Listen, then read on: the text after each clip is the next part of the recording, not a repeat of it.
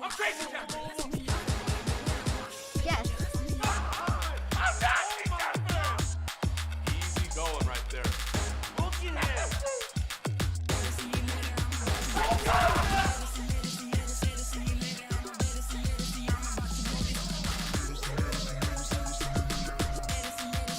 One more to go.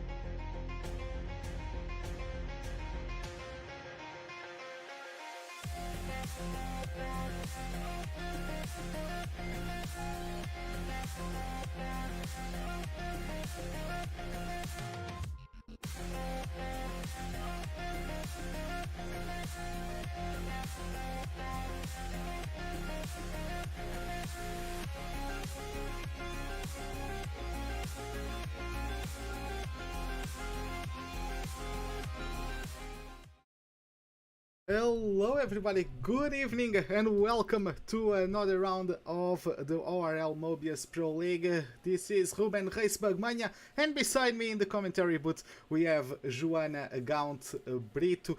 Good evening, everyone watching us at home. Good evening, Joana. And we had an incredible race last time out in Austin, in the Lone Star State, at the USA Grand Prix. An amazing, very entertaining race. We had action from start to finish, really. What do you have to say about that one, and what can you point out as we prepare ourselves to the Saudi Arabia Grand Prix? Good evening, Ruben. Good evening, everybody at home. Yeah, what an interesting race we are going to have tonight.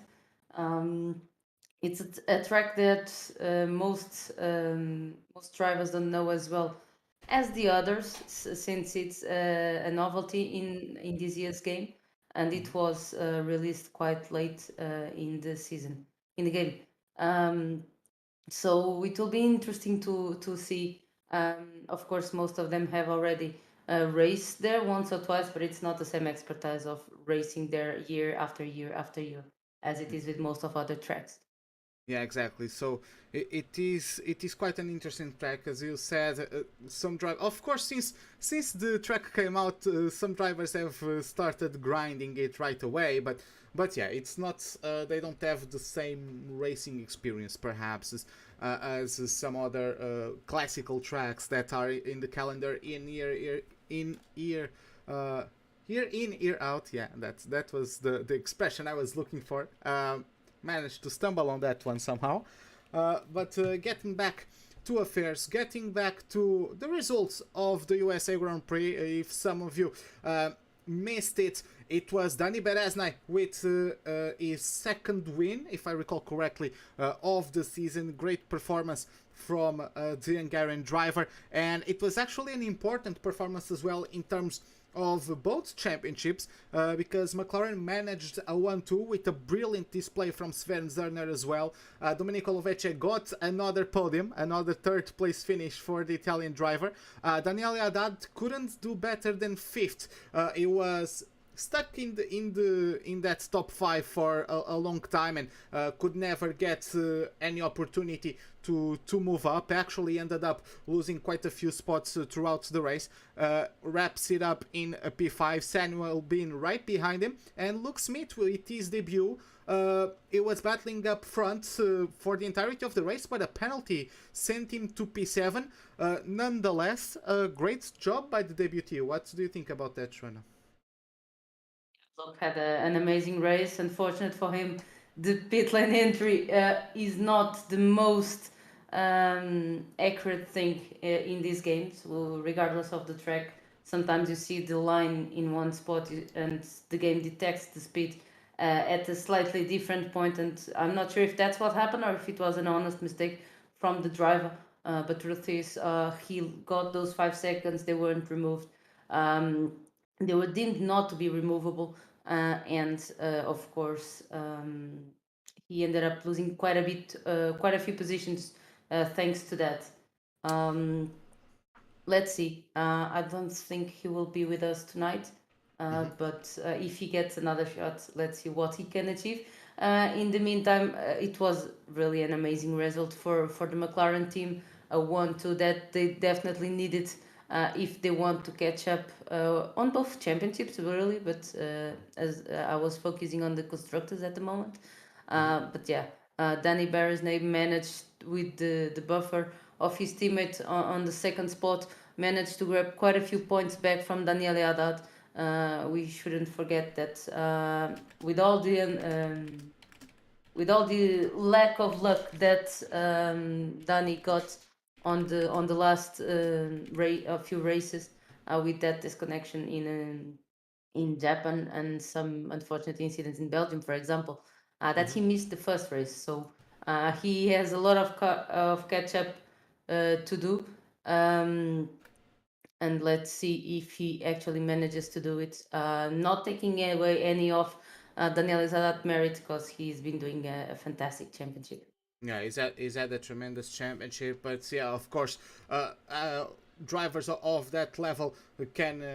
It will always be close, and sometimes if you aren't on top of your game or some slight factor doesn't come your way, it can have a huge effect when the gap is so close. But in everyone in the top 3 or the top 5, we've also seen the Ferrari driver Domenico Lovecchio have a few podiums so far this season. He actually qualified on pole at USA, but he didn't nail the starts. He lost out on the run into turn 1. Beresna qualified P2 and got him into turn 1 because the Ferrari didn't nail the start. So again, a factor didn't come his way, and it usually affected his opportunities to claim the win. Still a great podium, and he's collecting a few of those, but he sure is trying to get that win. He probably feels like that one has missed him a few too many times. So let's see what the Ferrari driver can do today.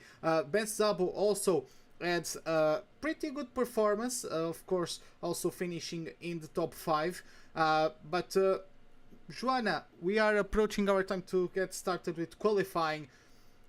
Of course, this track might be... yeah, I know. I'm taking care of that. It's a very difficult track. It's a very fast one, but the walls are never too far away. It's almost like the third sector of Baku, but over and over and over again. Those fast chicanes, if I can say that, are the entire circuit, and they never stop coming. So I'd say it's Monaco on steroids. Monaco on steroids. Okay. I mean, it is in the sense that it is longer. But the characteristics, there are not many slow corners in yeah, but the way the track is not that large, and the way that you always have the walls there, for me it reminds me more of Monaco, especially considering that in Monaco you have slow corners. That's true, but it's less 90 degrees corner than it is at Baku. And yeah, that definitely, I don't think there are too many 90 degrees around the track. So I would like to ask you, what are your predictions? Do you have anyone you would like to bet on for this track, for this qualifying? That's a tough one. It always is with this quality of the field. True. Yeah, I'm going to keep my bets as safe as I've been keeping them on the last few races. So I think well, we have Danny back coming, right?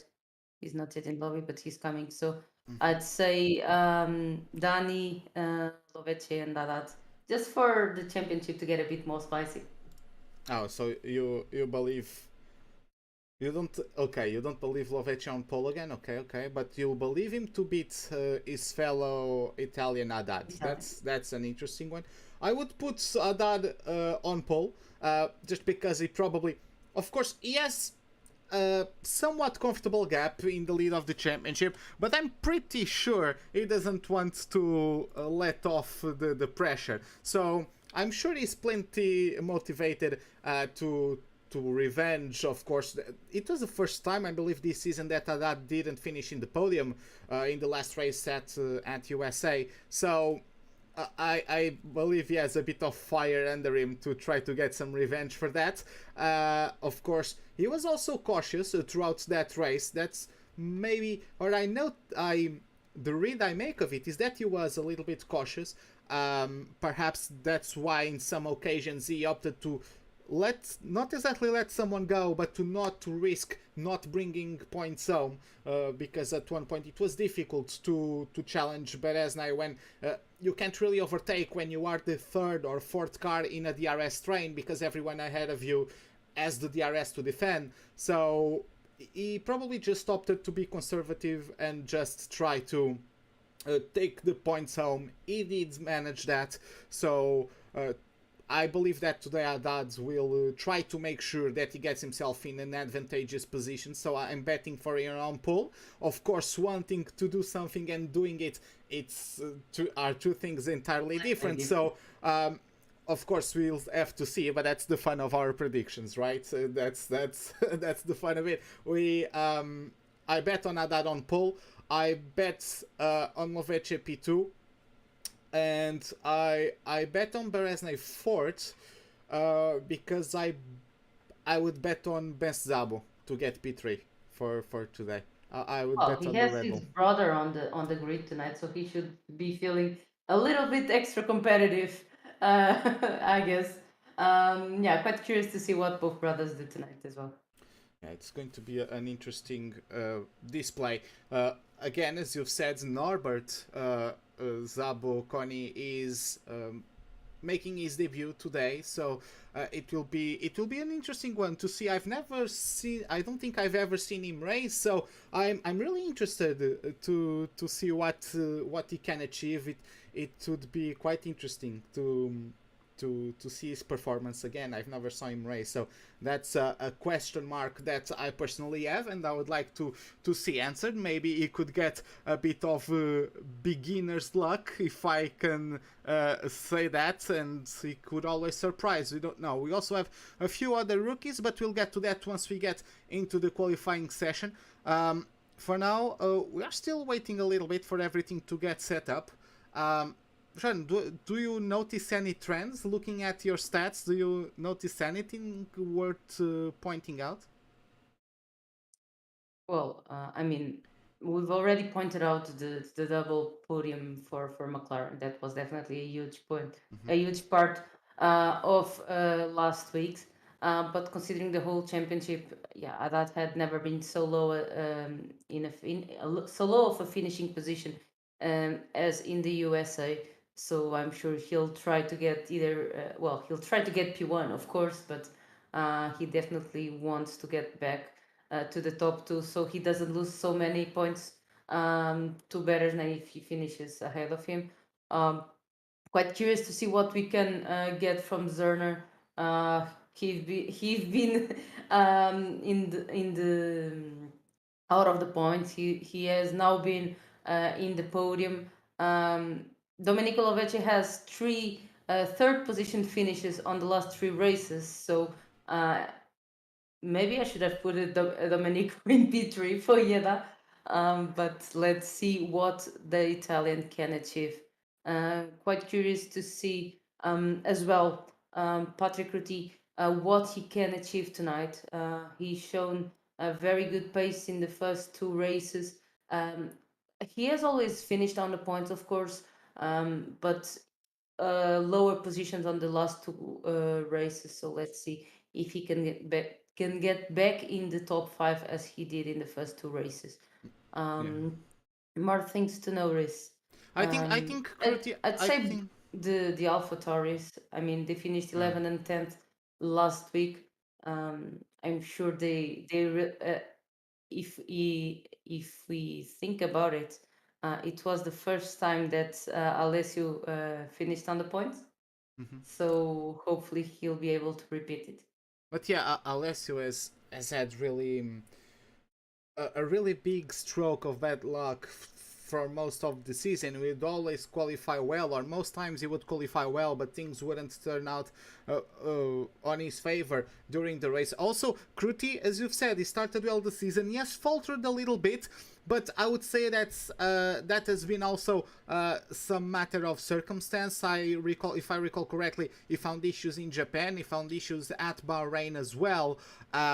So maybe if he can change something to put himself in a position to capitalize on others' mistakes instead of being himself the one being penalized from either his own mistakes or someone else's mistakes, because of course that's always part of racing.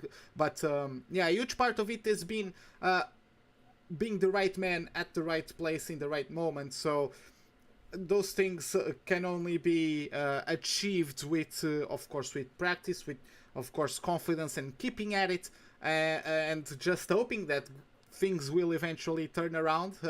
Unfortunately, I do not think he's in contention for the championship lead, but he could still get a very respectable result.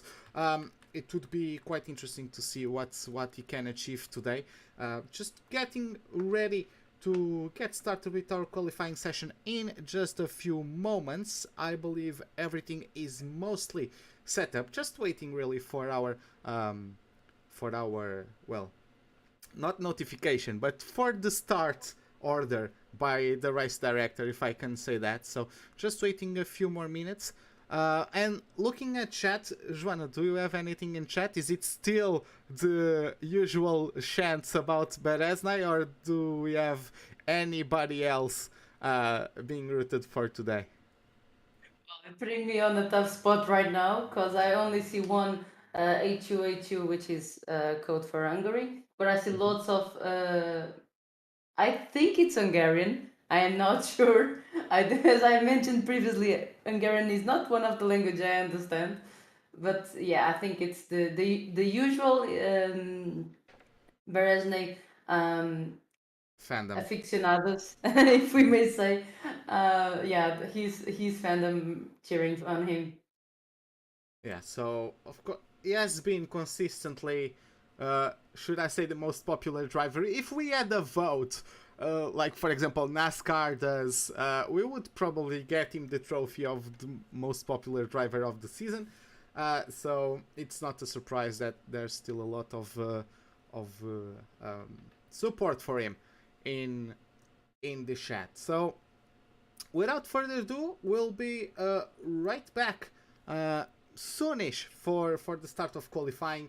Just getting to you some words about our sponsors. Be right back.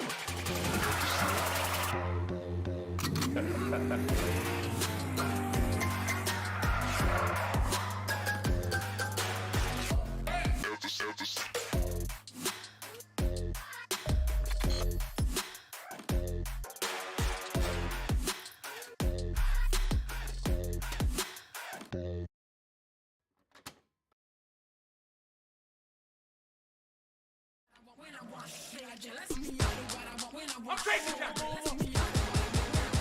Yes. I'm not. Easy going right there. Look at him.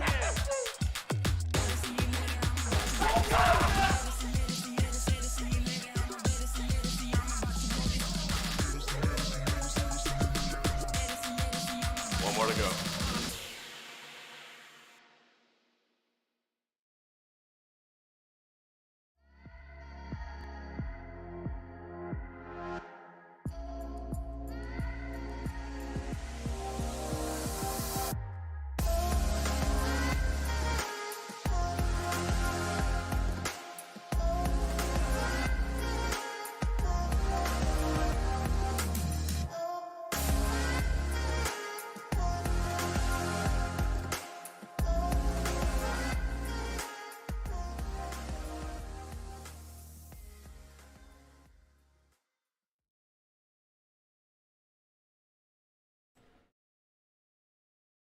We are back and ready to get started with our qualifying session. Just a reminder, of course, this broadcast is brought to you by Mobiuz and their BenQ Mobiuz and their EX3410R monitor. It's also brought to you by HyperX and their Cloud 2 wireless headset, and of course as well by Next Level Racing and their FGT Elite sim rig. So without further ado, we are getting ready to start our qualifying session, but we still don't have action on the track. We do see some movements in the Williams garage, Joanna. Yeah, only few drivers getting out of the pits. I think it was Lucas getting out. Yeah. Yes. One of our. It's the first time he's racing with us this season, I believe. So very curious to see what he can get done tonight. I mean, obviously not on this first lap. Nothing will be shown right away. At least usually they don't show it right away, leaving it to the last possible moment to try to get the best possible result. Yeah, this is a quite long lap this time around.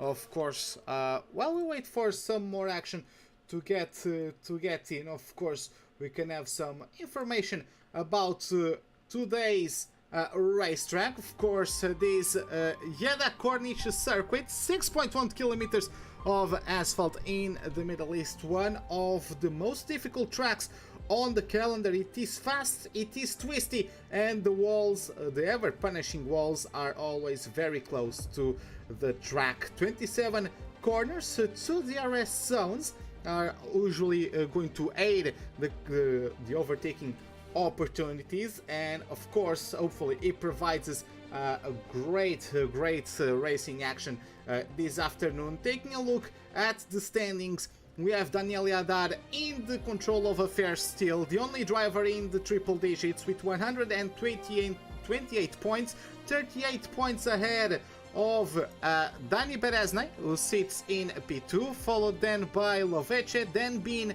Istvan Pulki, followed by Zerner with a great sum of points last time out, manages to tie with Patrick Kruti, who has the second Mercedes right behind him with 33 points, and closing the top 10 spots we have Alvaro Carreton and Bernardo Perez. Taking a look at the constructors, we have Aston Martin leading affairs with 177 points. After that we have McLaren, then Ferrari, Mercedes in P4. Red Bull closes the top 5 with 58 points. After that we have Williams, AlphaTauri, Haas, as the Alfa Romeo and Alpine squads have only mustered 1 point on this season so far. We can get back on the track now, and we don't have lap times achieved just yet, and we have Zelenkovic out, but Joanna, I believe he was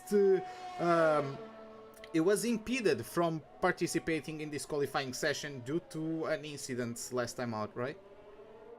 Yes, I'm not sure if our watchers remind, spectators, sorry, remind from last week. We had Sven Zerner trying his last attempt a bit too early, and while the other drivers were lining up to launch their laps, they completely forgot to get out of the way, and Zelenkovic was the one deemed to have returned to the racing line and impede Sven Zerner the most. He's out of the qualifying session tonight, and Ruben, I must mention, I think it's the first time this season that we don't have cars coming to the track on the intermediate compound. Yeah, exactly, for their first attempt, right? So no one is trying to take it easy, despite we still have the Q1, Q2 and Q3 format, but a lot of drivers going for their first attempts on the medium. Sven Zerner is one of them, gets a 28.1. We have Molnar André, which I believe is another one of our debutees, is getting through the last corner, corner number 27, and is going to cross over the line in a few moments, unless he comes into the pits. No, just taking the shortest routes to the line. Unfortunately, doesn't go beyond the last place in terms of the lap times achieved. We have a rookie on the track, but before that we have his teammate who unfortunately invalidated his lap. Armengol is about to start a lap of his own. Let's take a look then at not Kodorningolo, but his teammate. I don't seem to find it. It was Razovsky, but he pulled off into the pit. So let's just wait as we have yellow flags right as Kodorningolo was getting through this area of turn 17, I believe this was. but it looked to me like it was one of the Alfa Romeos just letting his rivals by. Codorningolo now approaching turns 25 and 26. Going to get hard on the brakes in a few moments for turn number 27. Patrick Rutte in the meantime achieves P2 with a 27.9. And Joanna, we are seeing really a lot of drivers on the medium tires so far. Razowski still a competitive lap time, I would say. This 27.3 on the softs. I'm sure the drivers still have something more to give as Codorningolo gets P6 but gets beaten by Ben Szabo and by Jacob right after that. So the Alfa Romeo gets in P5 and we are going to follow Rookie, I believe. No, that's actually Lovece who's going for the second attempt after invalidated his first lap, invalidates his second one as well. So Joanna, things are not going accordingly to plan in these early moments of the session. The next driver finishing his first attempt is Alexis Morillo. He's not finishing that attempt. He finishes his quali. He's out of qualifying session after losing it at the exit of the last turn. Yeah, that's definitely not ideal at all. Meanwhile, Villacampa got through the scene of the crime, or the crime scene, but he pulls off into the pits after that. We have Istvan Puki in the pits as well, so that other Red Bull is Ben Szabo, who's probably also dropping into the pit lane after his first attempt, with which he claimed 28.0. The field is still chasing that 27.3 achieved by Razowski on the softs. Zerner is going for a third lap on those mediums, gets P2, 27.7. So looks like he finally turned up his engine. And yeah, some of these lap times we are seeing on the mediums, maybe the drivers aren't trying too hard to achieve those, just trying to get a feel for the track conditions and for where the grip is, right, Shona? Yeah, still trying to figure out this track, with these conditions. A lot of drivers still without a time on the board, as they have invalidated their first attempts as well. In the meantime, we have more and more the drivers readying up the soft compound tires. Exactly. We have Fabio Armengol in the Haas completing his second attempt on the mediums, achieves P9. Right behind him is James Doherty in the Alpha Tauri. Let's see what he can achieve. P5 with a 27.9 on his first timed attempt. According to the minimap, we can see he got fastest third sector so far in qualifying. Oxygen is up next, but he's only now starting his flying lap, and behind him is Modesto Mena, also starting his next flying lap, the 88 numbered Haas. Behind him on track we have Danny Beresne, but he's also completing an out lap, so let's see how that one goes for the drivers. Van Zerner does not complete the fourth attempt, also drops into the pits. And on the track, I don't think we have many drivers at the moment. I believe Oxygen is probably the first driver to be on a competitive lap at the moment. He's on the softs. Yeah, just to clarify on my early comment that Bence's brother would be on track. This is Norbert Bentezabo, Oxygen. So he will be the one trying to beat his brother. Well, obviously all the grid will be, but I'm sure there's a special bet going on over there. Yeah, he seems to be also on a hot lap, arriving at the most polemical part of the track with no incidents so far. Let's see if he manages to keep it together and finish his first attempt. Well, Yeah. at least the first he puts on the board. Yeah, hopefully he does. He's still on the soft, so that gives him a chance for a good lap. He's coming over the line soon, and it is 28.1. P11 for him at the moment. Modesto Mena is coming through soon as well. He's on the mediums in the Haas. Let's see what he can achieve, and he posts 5th place at 27.844 for him. Competitive lap time from him. Behind we have, is it Molnar? I believe so, yes, it is Molnar, just about to start a lap of his own. We also have Norbert Jacob wrapping up his out lap. Behind him, I believe, is Daniel Haddad, exactly, and behind Haddad Danny Beresnay. is Beresnay, exactly. Let's see what the Hungarian can achieve. He won the last race despite missing out on pole, but he gets provisory pole, 26.4 from him. Behind him, there's one of the Williams that was Cordor D'Ingolo beginning his lap. Let's see, Patrick Ruti brings himself into the pits. Is it Lovece in the last corner at the moment? No, that's his teammate, Rookie, who's about to complete a lap of his own. I believe that is... he gets P2. I was going to say, I believe that's Ben Zabo behind him. No, that's actually Svan Puki, who gets P2 or P2 from Rookie right away. Ben Zabo is the next driver to cross the line. Behind him is the Williams of Razovski. Ben Zabo can't get past his teammate. Razovski aborts his attempt, goes into the pits, and now we have Oxygen. Is he going to complete a second attempt, or is he going to the pits? He invalidated his second attempt. So now we are going to get with Sven Zerner, who's about to complete his outlap. Behind him is Domenico Lovece. Let's see what the number 29 can achieve. Crosses the line, P2 for him. So a lot of drivers now going for real attempts on the softs, but they are still chasing the 26.4 from Beresnay. So we are getting very close to the end of this Q1, I believe. The times have severely dropped, but still a lot of action to be had as Haddad. Daniel Haddad, it is not. He goes for 1:26.552, finishing first lap on the softs, I believe, and getting real close to his most to his biggest rival for the championship contention, but staying just behind for now.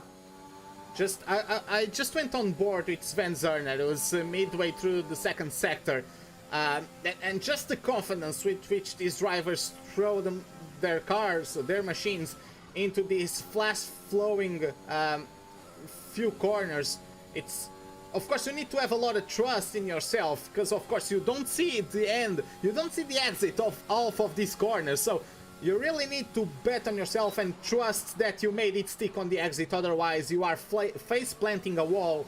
Never an enjoyable feeling, as I'm sure Morichon can attest to. Sven Zerner now completing his lap, P6, 7/10, over 7/10 of improvement, nonetheless. Just narrowly missing in the top 5.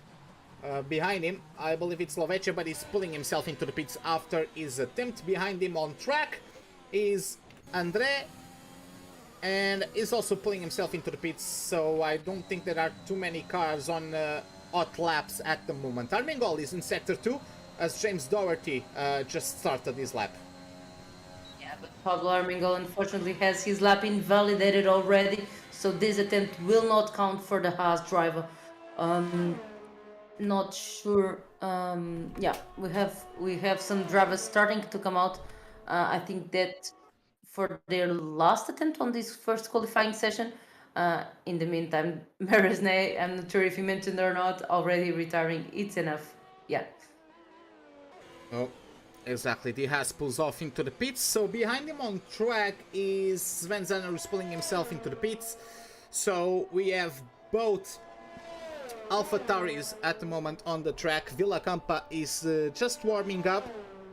So we'll follow James Doherty at the moment. Really the only driver trying to post a lap time at the moment. Domenico Lovece and Danny Beresnay, they are happy with their performance, have retired from the session. Somehow Zelenkovic retired way before Morichon's DNF, but Morichon in the table is still behind him, which is interesting. So Zelenkovic, despite having a qualifying ban, is actually going to start ahead of Alexei Morichon. I've tried to understand the logic of the order of the people who don't do the qualifying session. I've tried nickname order, alphabetic order, order they enter the lobby. I can't find a pattern as to why one does gets that. ahead of the other. Yeah, that's an interesting one. I mean, maybe it's just the cause, because manual retirement, if I can say that, No. would No. get ahead of a DNF. No, it's okay. I tried staying in the lobby without doing the quali and retiring, and the order was regardless of that. Okay, so yeah, there's a bit of an interesting point in terms of the coding of this game. Why is Morichon behind Zelenkovic in the in the in the order of the field at the moment? Just over a minute and a half left in this session. Villacampa with the fastest second sector, if that graphic is to be trusted, is one of the drivers at risk of being knocked out. Currently with a 28 on the dot. Let's see how much of an improvement the number 12 can do. Getting to the line soon, and it's going to be 27-1. Plenty of improvement there. Grabs a spot in the top 10. Oxygen coming through now, but... sorry, Oxygen? No, that was Jacob. Gets P8. Behind him is Kruti, perhaps? No, Kruti has already started the lap, so... Smolnar starting his lap. Yeah, exactly. Tarabukin getting to the last corner now. In the meantime, we've had... I believe that was Kodorningolo getting P9. Tarabukin answers with P6 right away. And Razovski is starting a lap of his own. Armengol is starting a lap as well. Rookie as well. So I believe it's Mena, perhaps. Yeah, Mena just got to the line. P10 from him. And now it would be Oxygen arriving to the end of this lap. Unfortunately, that's invalidated. Patrick Kruti improves to a P7. Now it's Rookie on the brink of being eliminated, just like Razovski. In the meantime, they did just start laps of their own. There's also Daniel Yadar completing an out lap. I don't think he actually got on time for starting it. So we'll just have to wait and see how things turn out. We have Molnar Andre is the leader out of the drivers who are trying to survive into Q2. So let's see what he can do. Villacampa actually went on a second flying lap. 27.012, so he found about the 10th of improvements. Grabs another spot, or grabs a spot in the top 10 again. Andrea gets to the line. P10 knocks Villacampa out of the top 10. Up next, is it Jacob? Jacob invalidated his lap, so it is Razovski, the next man coming through. And behind him is a Rookie, unless Kodorningolo is going for a second attempt. Kodorningolo is pulling off into the pits. All those fives are out with invalidated laps. Yeah, exactly. Rookie gets P6 and is safe. Armengol as a lap invalidated, as Joanna just pointed out. So, yeah, these drivers are out. Morichon, Zelenkovic, Oxygen, Armengol, and Razovski are out. I believe 15th still gets through, if I recall correctly. So Kodorningolo gets into queue number 2. He's the last driver to proceed into the second qualifying session. But Joanna, the hostilities have been opened and the drivers are starting to show their teeth to each other. Of course, Bereznai on the top step at the moment, but of course plenty of qualifying to go. Anything to point out so far? Well, right now neither of us would be winning our bet. Bereznai P1 would be in according to mine, but that and Loveci had to be swapped, and for you it would be Daniel in P1. So far we're good. Yeah, so we're going to have to wait and see, of course. Just waiting for the game to wrap up qualifying, which it already did. And yeah, we have a handful of drivers knocked out in Q1. This is not as big of an issue, I would say, as in many other tracks, because I would say that there is quite possible to overtake around here. So perhaps it is easier to proceed through the track or through the field in this track compared to some others of the calendar we've had so far. 70 thousandths of a second separating the top two. Then we have Lovece, Istvan Puki, Ben Zabokoni, then Ruki, Tarabukin, Patrick Kruti, James Doherty, Sven Zerner closes the top 10. After that we have Molnar André, Villacampa, Norbert Bensau, I believe, then Modesto Mena, Kodorningolo is the last driver through, then Razovski, Armingol, Oxygen, Zelenkovic and Morichon after his collision at the exit of turn 27 ends up in the last spot of the grid. So proceeding now to Q2, and we are going to... I'm interested to see which tires the drivers are going to pick, because I've seen a few drivers go on the mediums.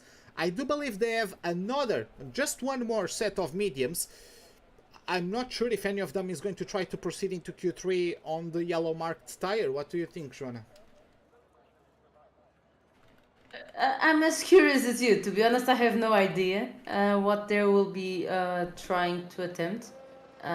It's the other Williams getting first on the track this time around.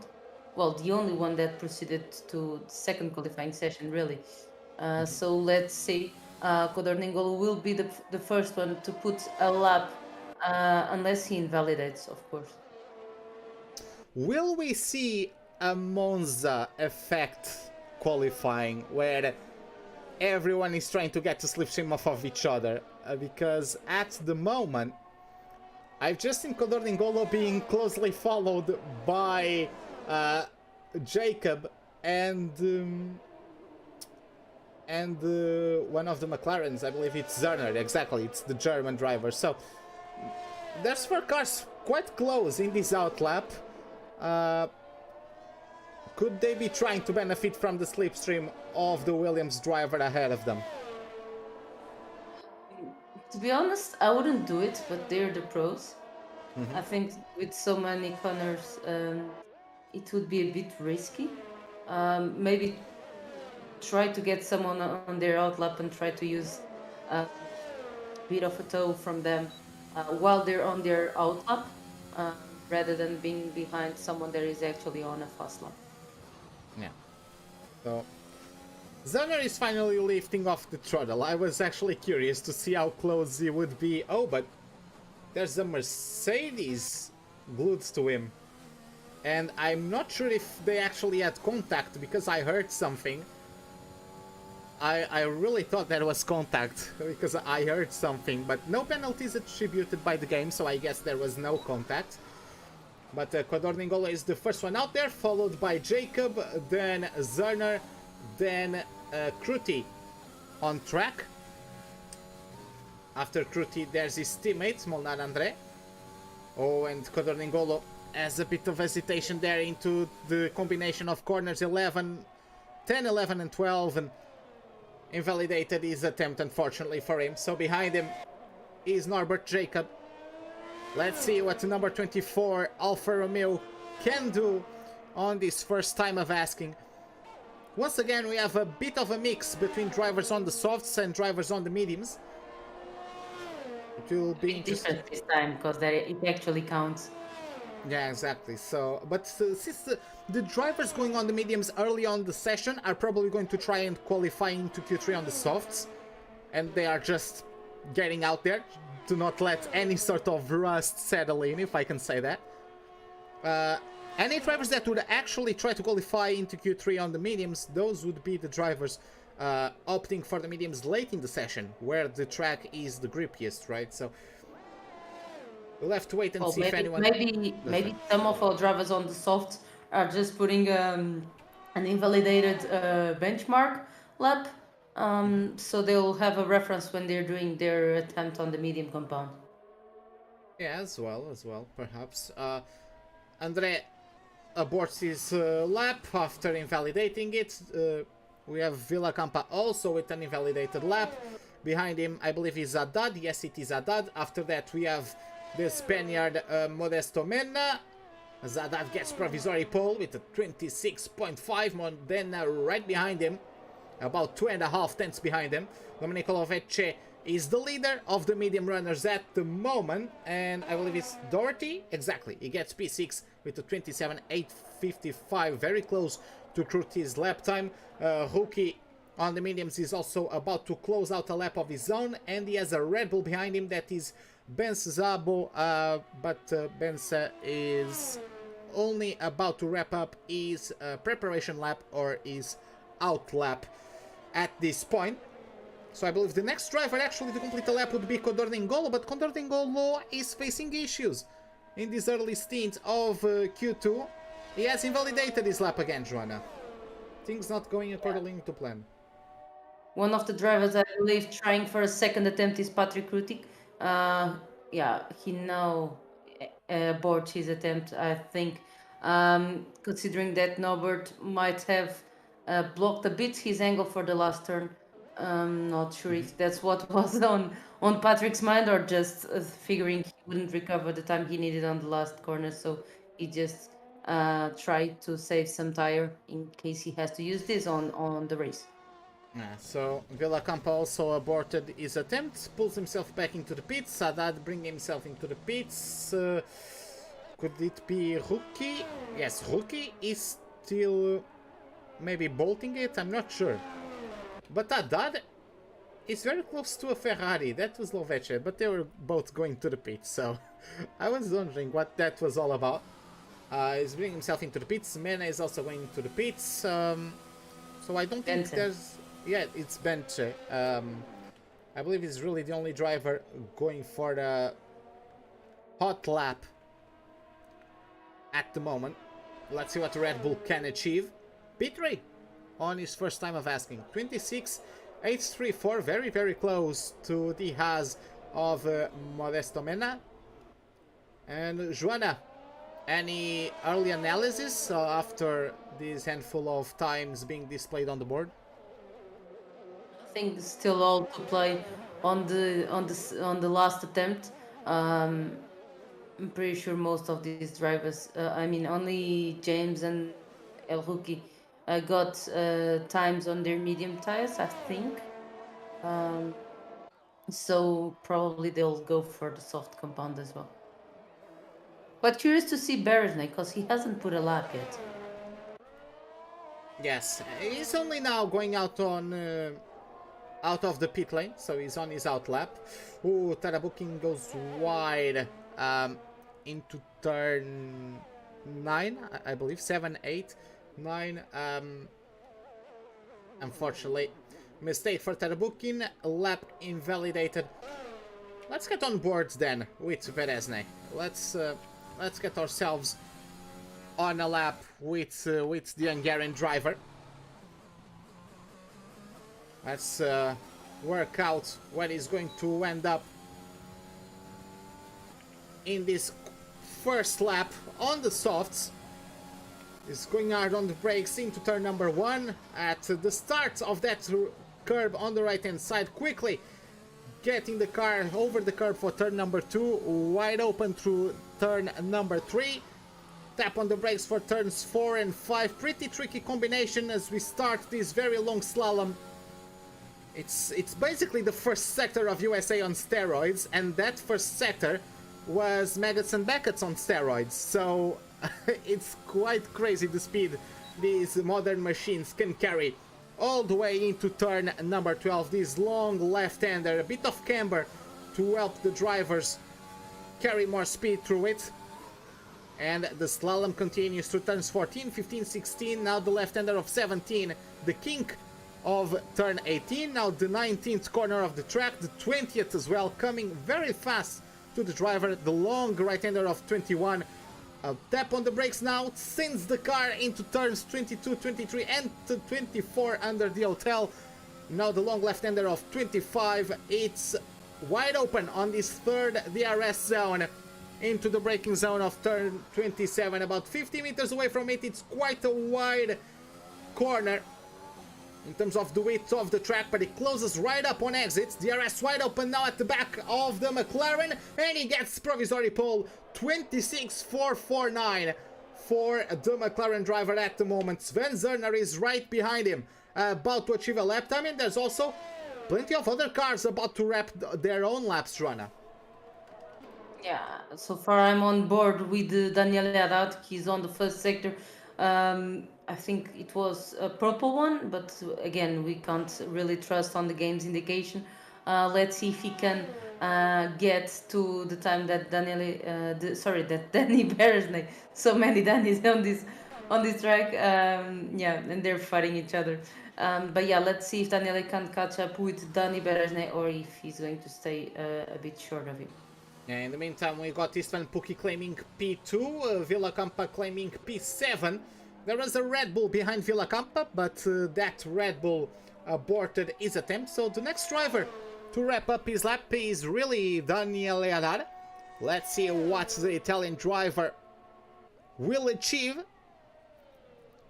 Number 92, of course, our championship leader. He starts this race weekend with a 38-point gap over second place Dani Beresnay. Haddad is the only driver to be on the triple digits in terms of their personal accounts of points.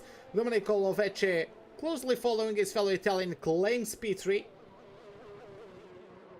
Both McLarens are pulling off into the pits surely in a few moments. James Doherty is improving according to the live timing. Is improving by about 7/10. Let's see what he can achieve. It would be on pace for that 9th place occupied by Zerner. He actually improves even more than that. Over a second, grabs P7, the British driver. Behind him is Villacampa, but he's pulling off into the pits. And on the track behind him is Jacob, who's probably also pulling off into the pits. So a first big torrent of drivers getting out on track. We'll have to wait and see if any more drivers will be going for a last hurrah in these dying moments of the session. We have a Red Bull getting out. I believe that's Ben Szabo. Joanna, Ben Szabo, of course, one of the drivers at risk in P8. Can't really rest on his laurels, can he? So, going out there for a last attempt on a set of softs. I'm sure El Rookie will do the same eventually. Yeah, he already changed his tires, so... sorry, El Rookie and Patrick Rutik both did their times on the medium compound, but clearly it's not enough to get to P3, to Q3. Yeah. So it's Mena also on an outlap, Kruti, Tarabukin, Codorningolo. So it's Mena right behind Ben Szabo at the moment. So those two drivers will be starting their laps in quick succession. Just have to wait and see. Ben Szabo is usually one of those drivers that we've said multiple times. He usually leaves it to the last attempt. Sometimes it's because he's facing some issues. Sometimes because he just opts to try his... well, not his banker lap, because he achieved that 8th place, but I believe that was on mediums. So he's really leaving everything to this last attempt. Of course, he also runs a big risk of not making it into Q3, but even if he does not, he has also shown us that he can make his way up the field in more than one occasion. His teammate Istvan Puki, I would say, is considerably safe in P4. But even Dani Beresnay, he's getting out there, so I guess even himself doesn't feel safe. James Doherty retires from the session. I don't think he has enough time to go out there again after his first attempt being a bit late in the session. So he's really going to have to hope for best case scenario. Ben Szabo invalidates. Ben Szabo invalidates. He might not be able to proceed. I don't think he's going to get to the end of the lap on time to start another attempt. So best case scenario, he gets P8. It's, well, a bit lucky for Doherty, of course, as he has one less driver trying to beat him, or one less driver out of contention for those top 10 spots. Let's see what Mena does now. Getting close to the end of sector number 2. And it is a 57-1. Improvement of 2/10 though. So he's looking for climbing only a position. He's on pace for a 26-6, which wouldn't be enough to get past Pookie, only Norbert. Left. See what he does in these last few corners. Might even get a bit of a tow from the Red Bull. As Or a lot from Patrick Ruti. yeah, Kruti gets P4. Mena, right behind him, gets P5. Tarabukin, which will be his performance, P7. Doherty is very close, as well as Zabo, very, very close to being demoted. Zerner claims P7, but Zabo is out. Kodorningolo is 7th, and Doherty is out as well. Jacob is now the man in danger, but he's currently on a lap. Will he be able to survive? Rookie is also on a lap. Andre and Villacampa also trying their luck. Let's see what the 24 of the Alfa Romeo team can achieve then. DRS wide open at the back. He's done everything he could, and it is P8. Tarabukin is now the Villacampa is out. Andre gets P11. Villacampa has nullified his attempt. And Rookie might put him in 15th. Rookie No. also nullified. So it's all about Ben Cesaro, perhaps. Looks like he was able to still wrap up his invalidated lap and go for a second time of asking. Can he get himself in the top 10? Can he send Tarabukin into an early end to his qualifying aspirations? Gets to the line, it's P7 from him. Tarabukin is out, I believe. We have Mena getting back into the pits. Tarabukin is saying, the graphic says that he has 0 laps, but he's going slowly, and I'm not sure as to what extent he actually could have blocked Molnar and Andre's lap, but Andre... Oh! Exactly. Zerner with a penalty for illegal blocking. That was Kodorningolo, I believe. Exactly. Something happened between Kodorningolo and Zerner, because Zerner has a 5-place grid penalty for illegal blocking. And my oh my, once again Zerner finds himself some drama in qualifying. What on earth has just happened? Did you manage to catch anything, Joanna? I was on board with I think it was whoever was passed by Molnar when he was aboard. Oh yeah, That actually get out of the way. I'm not sure who it was. I don't think I don't know as well either. I don't recall Sorry. that, but yeah.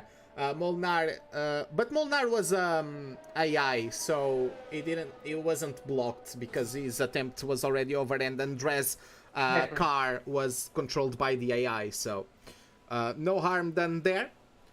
But yeah, 5-place grid penalty for Sven Zerner, which is an absolute shame. Of course, have to wait and see what would happen. So we have Dani Beresnay once again on the top spots. The gap between P1 and P2 is a bit wider than we've had at the end of Q1, but Slovece literally 1,000 of a second behind Adar. After that we have Kruti, Modesto Mena in P5, then Istvan Pukki, Ben Sabo, Kodorningolo, Norbert, which I believe is his debut performance, claims P6.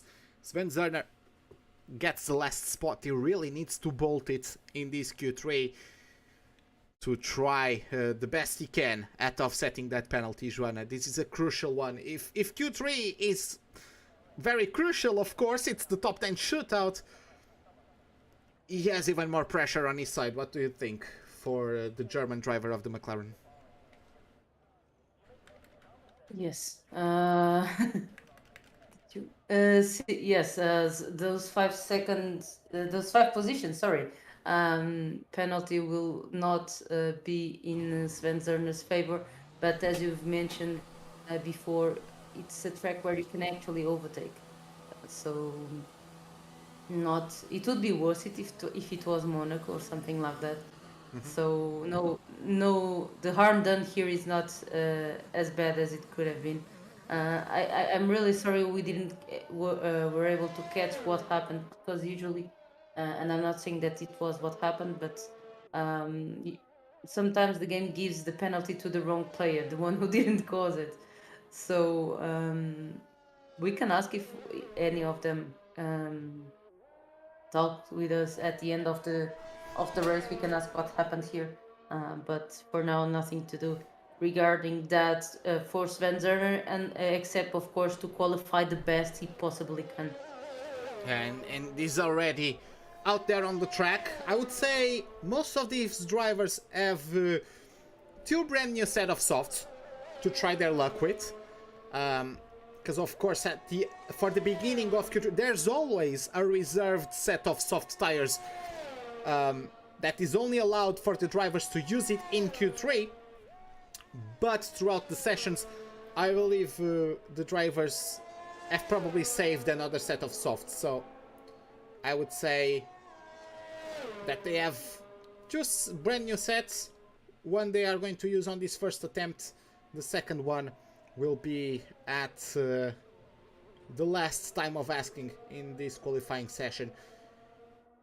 Oh. Maybe some using the tires they use on qualifying one on their first attempt, or even qualifying two if they didn't qualify on those. Yeah, I'm not sure if they have enough time to do 3 attempts, but if they only have one set, I'm saying in case they only have one set of fresh tires. Oh yeah, if they only have one set of fresh tires, maybe they can try and use one set of tires from Q1 on their first attempt. Of course, those tires will already be used, but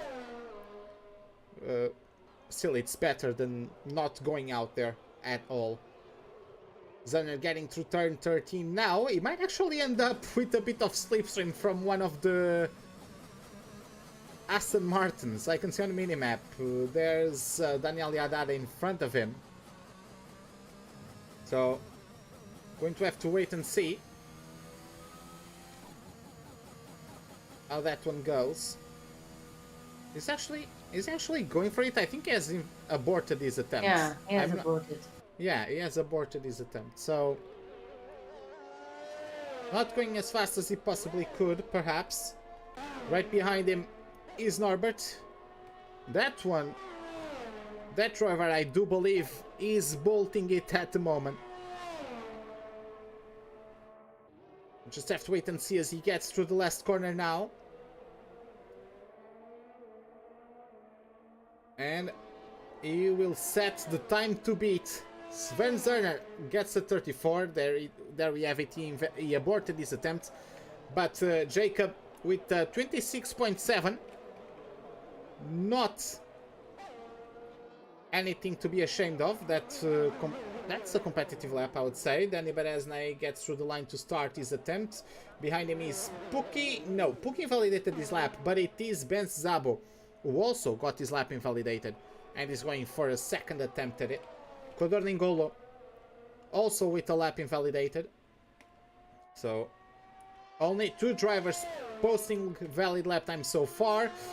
Mena also invalidating, and behind him we have Patrick Kruti also with an invalid lap. So we have Haddad at the moment on a valid lap. Behind him is Bereznay, and it's interesting because on the map, sorry, that's not Bereznay, that was Zerner. Okay, my theory goes out the window. I was going to say that it was interesting to see if Bereznay would get maybe some sort of dirtier from being this close, but on the minimap it appeared that they were closer than they actually were. So that getting to the last corner. DRS will be opened soon, and he gets through the line now, and it is provisory pole 26.297 for the Italian driver. Let's see the answer from Dani Bereznay. It's the number 92 versus the number 12, who have been occupying the first 2 spots of qualifying so far in this race weekend. Dani Bereznay gets P2. Behind him is Ben Zabo. gets P3. So great job from him as well. 26.6. Codorningolo is up next. But lap invalidated once again. And the other Red Bull also invalidated his attempt. The number 86 rather. Has invalidated his attempt. So we'll have to wait and see. Because I believe this first round of attempts is over. Most cars are getting back into the pits. But Kruti is in another cycle. He's in a different cycle. Just now he got out of the pits. He has just started his outlap, Joanna. Indeed. Cordoningolo with an invalidated lap right in the beginning. So he won't be. He's taking all of his chances, leaving all of his chances to his last attempt because he still doesn't have a time on this third qualifying session. Patrick Ruti a bit on a counter cycle with being the only driver on the outlap, and let's see.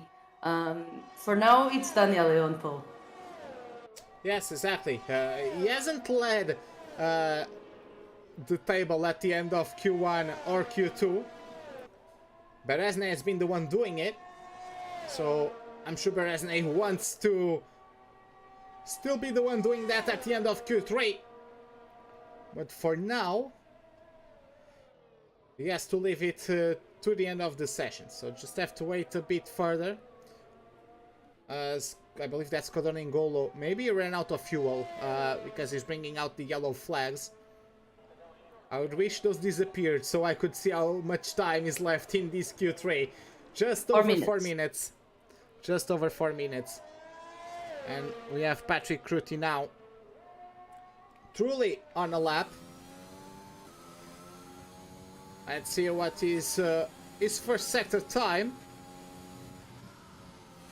As he gets to turns 9, 10, 11. Now the king of 12. Right at the beginning of the second DRS zone. 29.9 I believe was the mark of the first sector. Going quite close to the wall on the exit of turn number 12, maximizing the width of the track. And now getting to the end of sector number 2. Let's see how that one goes. It will be 57.1. Not a bad time so far from him. Oh, but he goes a bit wide. Now he actually managed to just keep it within track limits. It really looked to me like he was going wide under the hotel there. The track just allows you to do that. Yeah, but I thought he was Or going... the game, I mean. I know. I thought he was going even wider than what he ended up going. Patrick Ruti now getting through the line. And it is P3. Very close lap time to the one achieved by Berezne. Berezne always back out on the track at the moment. Right behind Haddad. And Zerner is the first one out there once again. We'll have to wait and see what he can achieve. And he really needs to achieve something. Really needs to achieve something in this qualifying session. Again, for those of you who arrived to this live stream or this broadcast a bit later, he got a 5 place grid penalty late in qualifying session number 2.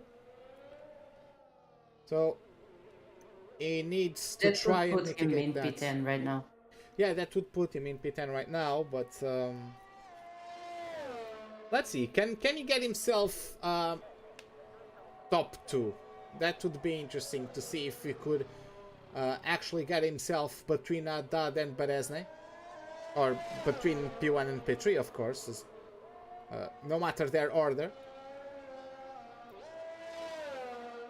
It's close now to the end of sector 1. Getting through turns 9 and 10, and it's invalidated. It's invalidated from Sven Zerner, and this is really what he didn't need. Daniel Haddad just starts his lap. Dominic Kolovec is the only driver on the pits. Does he still have time to go out there and post a lap time. Surely he doesn't have a lap time, so he must have a brand new set of tires, especially for Q3, because there's always one set of soft tires reserved for Q3. So he really needs to get out there soon. No, but he does not. He doesn't have time to get out there, so he's starting from P10 or P9 if Zerner gets below him via penalty. But Lovece is going to start from the back of this top 10 shootout. Kruti also retiring, so a one and done in terms of his attempts. Going to hope his 26.4 can get him a top 5, I would say, is the aim of the Mercedes driver. Daniel Haddad now with DRS all the way into turn number 27.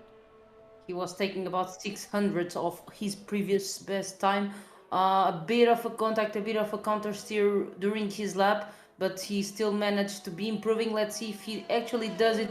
He loses, yeah, and it's a 1:26.178. Even though he made those slight mistakes, even though the track leaves you derating at the end of the lap, still a great improvement from our Aston Martin driver and leader of the championship. Yeah, we have now the answer from Dani Beresnay. The time is over. It's all about this attempt. A bit of squirming from the rear end as he gets the power into turn 27, and he gets P2, narrowly missing the top of the grid. At the moment, has to settle for P2. After that, we have Jacob. Let's see what he can do. Can't muster past 6th place. We have Ben Sabo. Claims P3 with a 26.353. Up next is Modesto Mena. Doesn't have a lap time so far. What can he achieve? Coming through the line now, and it is P3 for him. 26.350. 3,000ths of a second clear of Ben's. Sven In the meantime, we have Sven Zerner finishing his lap. It was looking good for P5, but it's just a little bit behind Patrick Ruti for 16 thousandths of a second. Yeah, Istvan Pukki nullified his lap. So he is out of luck. Domenico Lovece, despite not going out there a single time, still manages to qualify in P8. Kodor Ningolo in P10, Istvan Pukki P9. And with that, Zerner will start P11. And not really ideal for the German driver. But then again, he also started from further back in last time around at USA, and he managed to claim P2. So let's see what Zerner can achieve. Can he do the job twice in a row? Can he get himself back on a podium paying position by the end of affairs here in Saudi Arabia? Nonetheless, just waiting for the game to wrap things up. It's Daniel Haddad after being in P2 at the end of each qualifying session. When it counts in Q3, it turns it up, claims pole position. But of course, the rivalry still stands. 19 thousandths of a second between Haddad and Beresnay. And it's still all to play for as we head into turn 1 for the start of the race. Not the longest run into turn 1, but it is Daniel Haddad with our BenQ Mobiuz pole position. Of course, brought to you by Mobiuz and their EX3410R monitor, the monitor of champions. But Haddad did the job when he had to do, gets it done, and starts on pole. Joanna, what do we have to say about this performance? So Domenico Lovece reining a bit our bets, really, but to be fair, well done on guessing Daniele's on pole. Let's see, plenty of straights on this track. Quite curious to see if it's going to be the usual strategic race, waiting for the last few laps to actually make any moves, or if we are going to see them using each other in a good way to get away from the rest of the pack. So Let's wait and see how things turn out. Just to waiting a little bit for the drivers to get lined up on the grid. Of course, they are still making possibly some adjustments, last minute adjustments to their setups. So I'm going to have to wait and see which tires, especially outside of the top 10, of course, which tires they are going to use for the start. How many drivers will be on a reverse strategy? That would be quite interesting to see how that one goes. But yeah, the drivers are on the track at the moment. And going to take a look at the tires for the start of the Grand Prix. Tarabukin, I believe he still, despite starting in 10th, he got knocked out in Q2, so he still has a free choice of tires. The only drivers outside the top 10 starting on softs is Zerner, because he proceeded into Q3, so he's locked to the tires of Q2, with which he achieved the best time on Q2. And it's Razowski, the Williams driver, another one of our debutees today, is starting on the softs, so trying to make the most out of the grip advantage, trying to climb some positions, try to be aggressive early on the race. What do you think? Yeah, quite curious. Maybe we've seen in the previous races that they were actually the drivers on the medium compound were quite able to follow those ahead of them. So, but yeah, Lucas wasn't here, so he might not be aware of that and choosing to go for the soft compounds and trying to get as many positions as early as possible. Yeah, just trying to achieve that. Of course, it then needs to really get some good lap times at the end of his stint, and if he manages to gain positions while still being in the DRS train, he gets that as well.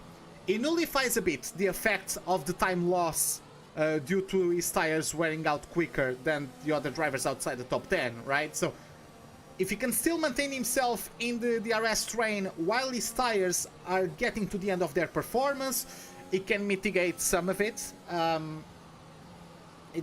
It will come out on the track, I would say, a bit lonely if he isn't able to get close to the top 10, because he won't be able to get slipstream from Codorningolo or Zerner or Puki, right? So he's really betting on getting close to them so that once he pits earlier, he's able to get with them for the extension of the undercut until the medium runners pit. So it's a bit of a dicey strategy, I would say, but he has the potential to make it work. Of course, a lot can happen.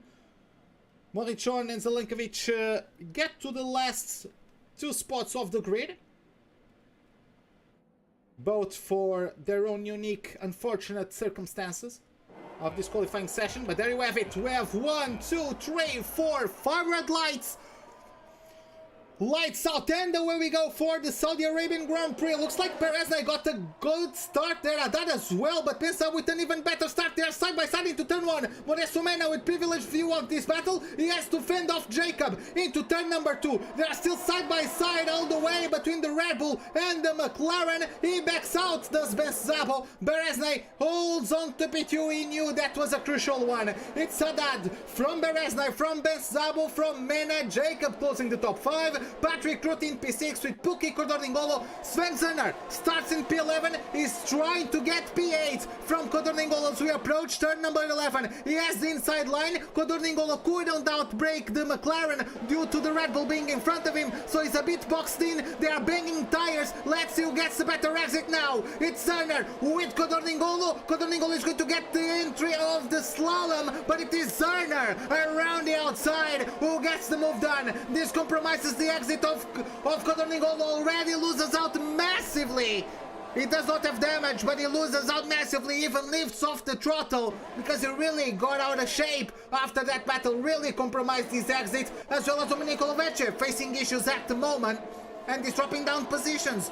Do we know what's going on with the Ferrari driver, Joanna? I believe he is ghosted. Yeah, if I had to bet, I'd say he's disconnected. That would explain also what happened in the last qualifying session. Unfortunate for the Ferrari driver. In the meantime, his teammate passing by, it's already P15 for Domenico Lavetti. I don't think he's controlling the car. In the meantime, Mena challenges Benzabo, nothing to come of that, but Curti side by side Jacob coming out of turn number 2. Is Van Boek, yes, privileged view of the battle up ahead. Looks like it will be advantage for the Alfa Romeo coming into turn number 4. There's a crash, there's Curti in the wall. He managed to regain the control, I believe, of his car, but he has some damage and he's really getting out of shape there, of course, just trying to get out of the way of his rivals. He's really not in a position to get anything done. Zelenkovic though got held up behind him.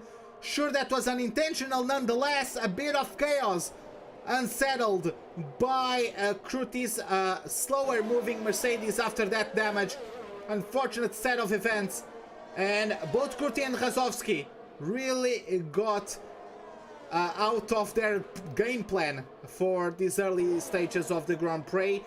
Haddad still leads with Perez-Neiro right behind him. Well, keeping up the pressure. Benzabo starting to slip up, starting to lose the RS range to the top 2.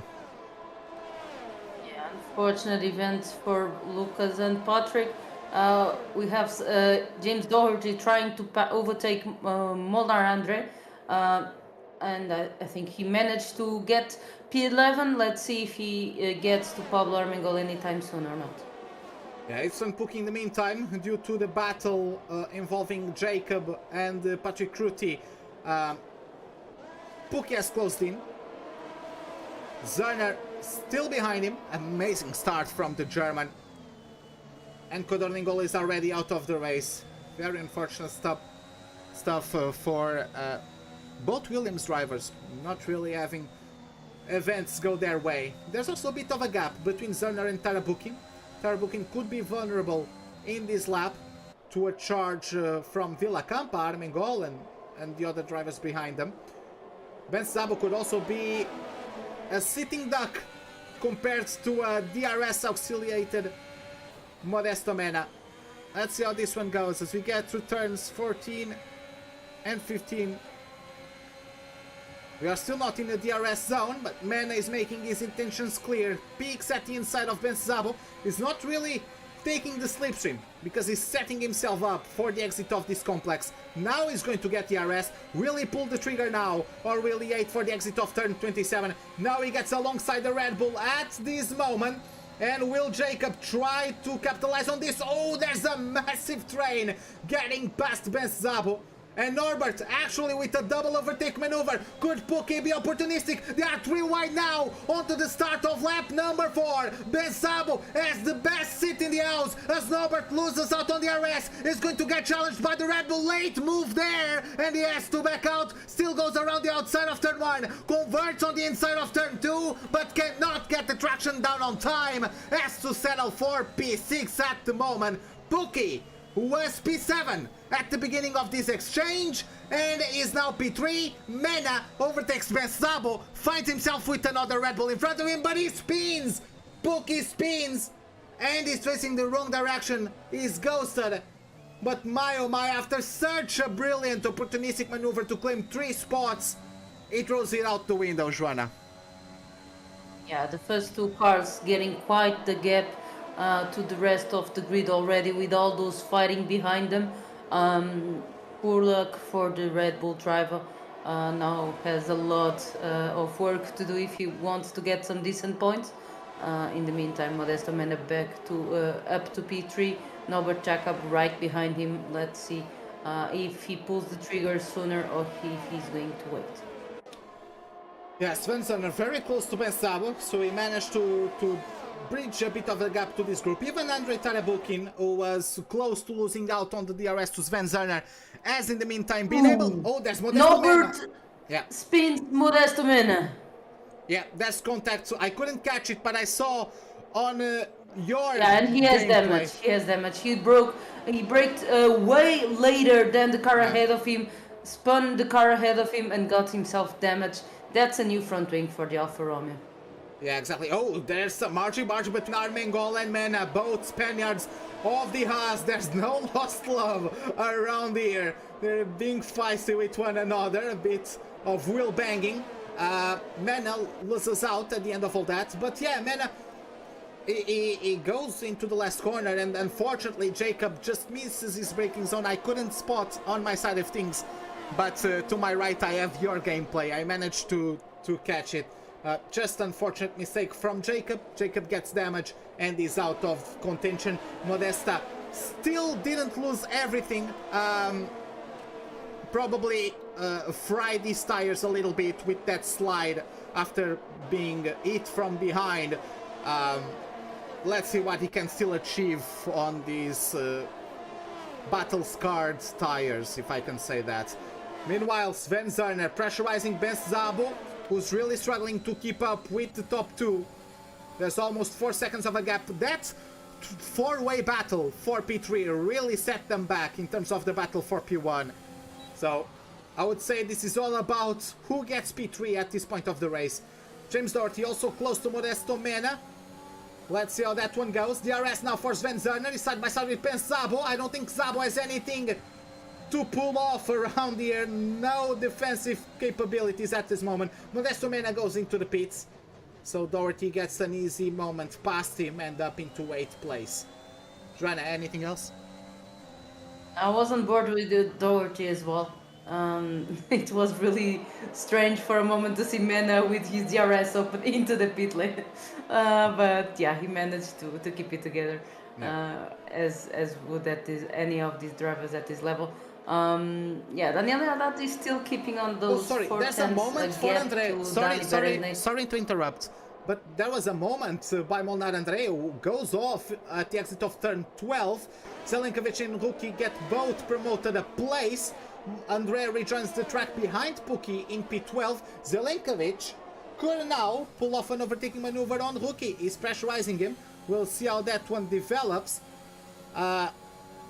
in the moments to come. Doherty pressurizing Armengol. Let's see how this one goes as well. A lot of scraps going on simultaneously. Meanwhile, Bereznay got himself on the top of things, but Haddad re-overtakes, claims P1 back for him. Doherty gets past Armengol into the braking zone of the last corner, makes another move stick. You start the P13 if I recall correctly. Alexei Morichon also pressurizing Andrea, who looks like he's really out of shape after that moment. I don't know if he has damage. He doesn't seem to have damage, but he did go into the pits. So maybe he has some damage that we can't see in spectator mode. He pulls off into the pits. Morichon into P12. There is a front wing waiting for him. Okay. And also a set of hards for the Mercedes driver.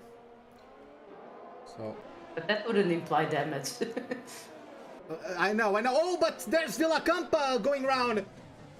I'm not sure what happened, but Villacampa, fortunately for him, he manages to pull off a 360 and rejoins the track, still with DRS, under a second of Istvan Puki. Amongst all of this, I don't know how you can get luckier than that regarding the circumstances. Nonetheless, he still had the presence of mind to try to hold it together. He kept it pointing in the right direction. He lost out a little bit. Now to Puki is out of the DRS range. Morichon could close in. But, yeah, moment for Villacampa. Once again, the AlphaTauri drivers are not getting the best of luck in this championship. Villacampa now gets a penalty. He hesitated in that complex there. He's really trying to get back to the DRS of Puki, but Puki is himself entangled in a battle for 8th place between himself, Zelenkovic, and Ruki. Bereznay also still pressurizing Haddad in the battle for the lead. Ben Szabo tries to have a look at Sven Zerner, can't quite get it done. Zelenkovic is then in P8 after overtaking Ruki, a rather academic maneuver aided by DRS. Villacampa, I understand the frustration, and he retires in the pit lane. That's unfortunate. He might still have a shot with all that could still happen. And loads of laps left in this race. But yeah, Sven Zerner already up to P3. I think we should mention that the driver that started from P11 already behind his teammate, of course. Well, behind him, his teammate is a bit of a stretch. There's a decent gap between them, and he's under a bit of pressure from BenQ Szabo and Andrei Tarabukin. But yeah, P3 for now for the German driver. Tarabukin also started from P10. He qualified P11, but due to the penalty of Zerner, he started from P10. So he's also doing a great job. He's the leader out of the medium runners. He's doing exactly what his job description was for this race. He's being the leader of the mediums. He's keeping up with the soft runners, keeping in the train with DRS. There's nothing else we can ask from someone on the reverse strategy, right, Rana? Exactly.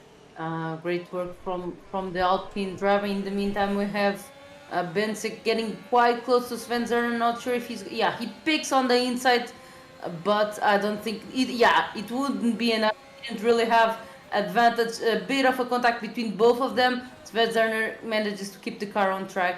And now he's side by side with Andrei Tarabukin, but Andrei lifting off a bit and opting to go for the safer route. Yeah, I was trying to see if there was a change of positions in that battle for P8. None turned out occurring. So we managed that. We missed that battle between Zerner and Szabo Koni, but thank you for your comments. Nonetheless, exciting moments. BenQ Szabo lost out tremendously on that course of events, unfortunately for him. Sven Zerner, though, on the fortunate side, he breaks the DRS to BenQ Szabo, and now has an opportunity to try to just keep his focus ahead and try to possibly catch up to Bereznai. Haddad and Bereznai, in an early stint, they were swapping positions, trying to work with each other to pull a gap away. But now that Bereznai has the opportunity to have a man advantage in terms of the battle McLaren versus Aston Martin, I'm not sure if he's really going to collaborate with Daniel Haddad. I think he's just waiting to see if Zerner is able to bridge the gap to P2. Well, Danny Bereznai is going to pass Daniel Haddad once more. He faked he was going to the pits. Daniele didn't bite it, and Danny decided, okay, I'll get P1 for now. Not sure, maybe try to hold you a bit to see if my teammate can get to you, but no, Sven Zerner, he goes to the pits. So that collaboration will have to wait until those two do their pit stops. Yeah, exactly. Zerner and BenQ Szabo both go into the pits, a brand new set of mediums. I believe they are going to take those until the end, 15 laps to go, so surely those mediums can last. Jacob is pressurizing Mena for a few laps now.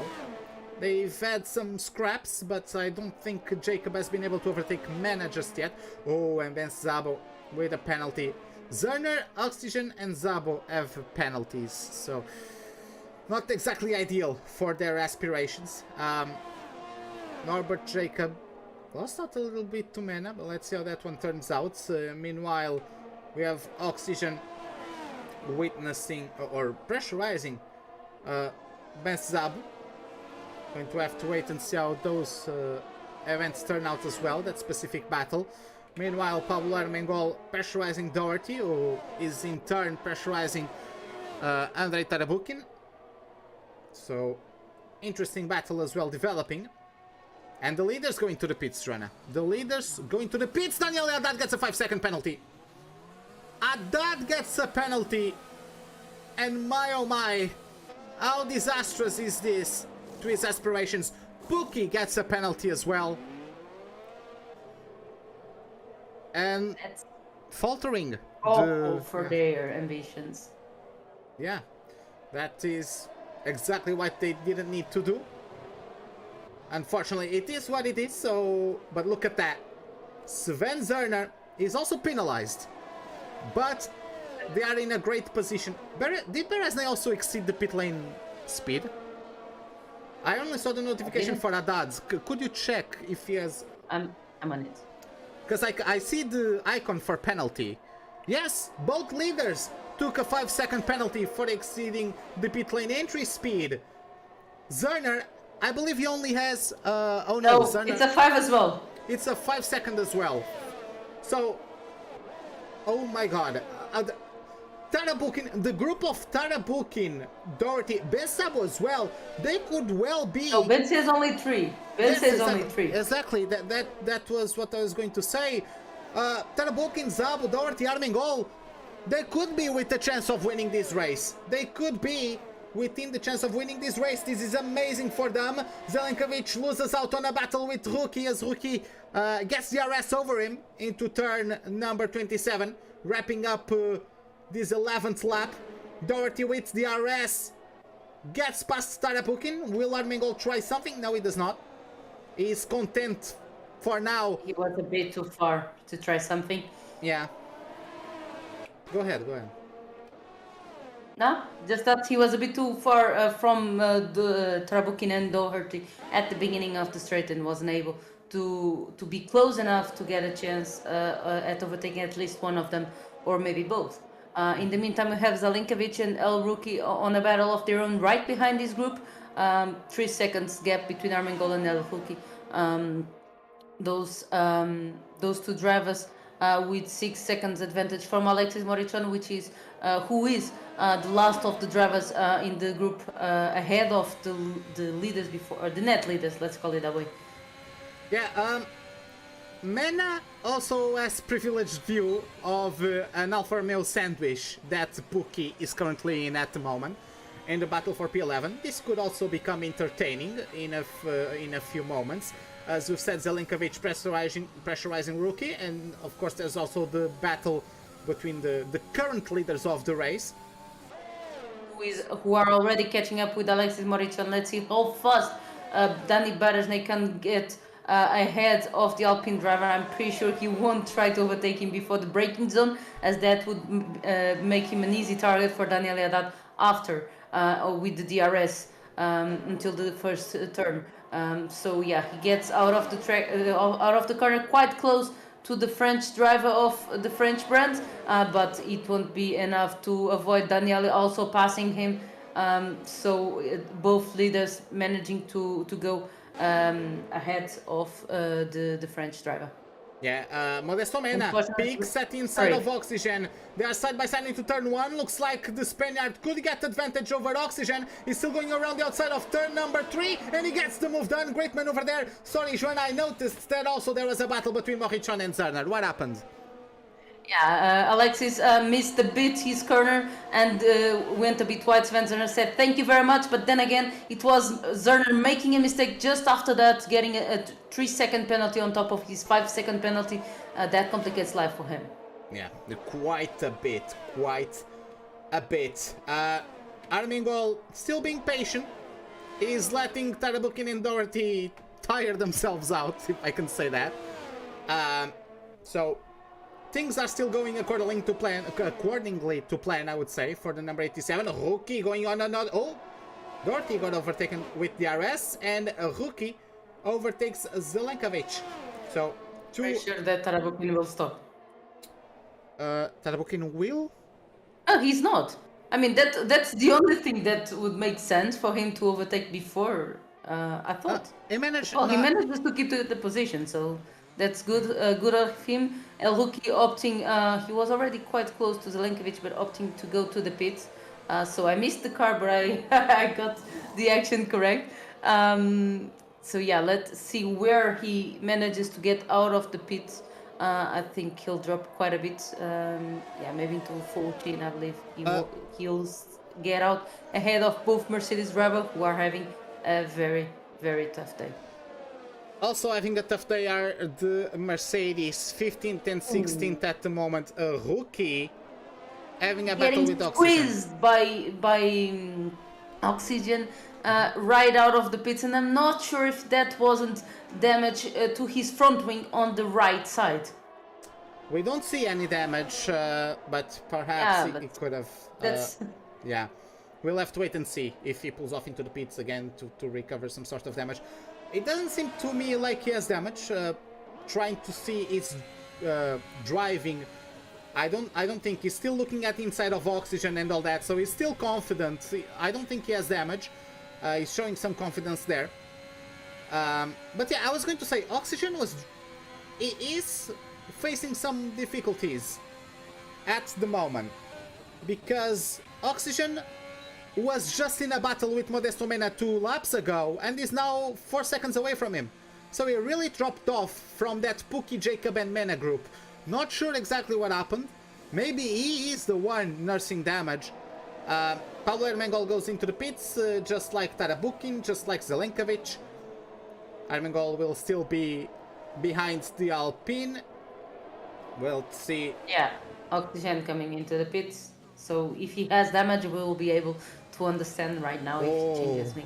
But look at this. This track position changes a lot of stuff. Ermengol got Norbert and Pookie between himself and Tarabukin, and that's the difference. That one position on the track just created. This really puts Tarabukin in a great spot to just charge ahead and do the undercut on Doherty. Because whoever is the lead of this group could be very well battling for the win. Ermengol with a great maneuver, aided with DRS, yes. Also has more confidence on the brakes because his tires are fresher and softer. Gets the move past Jacob. But I was going to say, this also makes Mena's job a little bit harder because Jacob now has DRS to defend from Mena. So let's see how that dynamic also develops. Zerner has caught up, as we've seen after the first round of pit stops. All of them are penalized. Morechon hasn't pitted. Ben Szabo has a penalty, and he has Tarabukin on his DRS. Ben Szabo is also making a move on Morechon into turn 27. Yes, he does. Not the most difficult of maneuvers. I would say Morechon won't be a trouble, or won't be troublesome towards Tarabukin's aspirations. As Doherty goes into the pits, let's see where he rejoins the track behind Mena. So he really lost out by being undercut. He came out. Ermengol joined in the middle of Mena, Jacob and Pookie. Doherty, he was the leader of this group, and he rejoins behind all of them. So he really lost out with being undercut. But Tarabukin, everyone ahead of him has penalties. Yeah, everyone has sorry, what?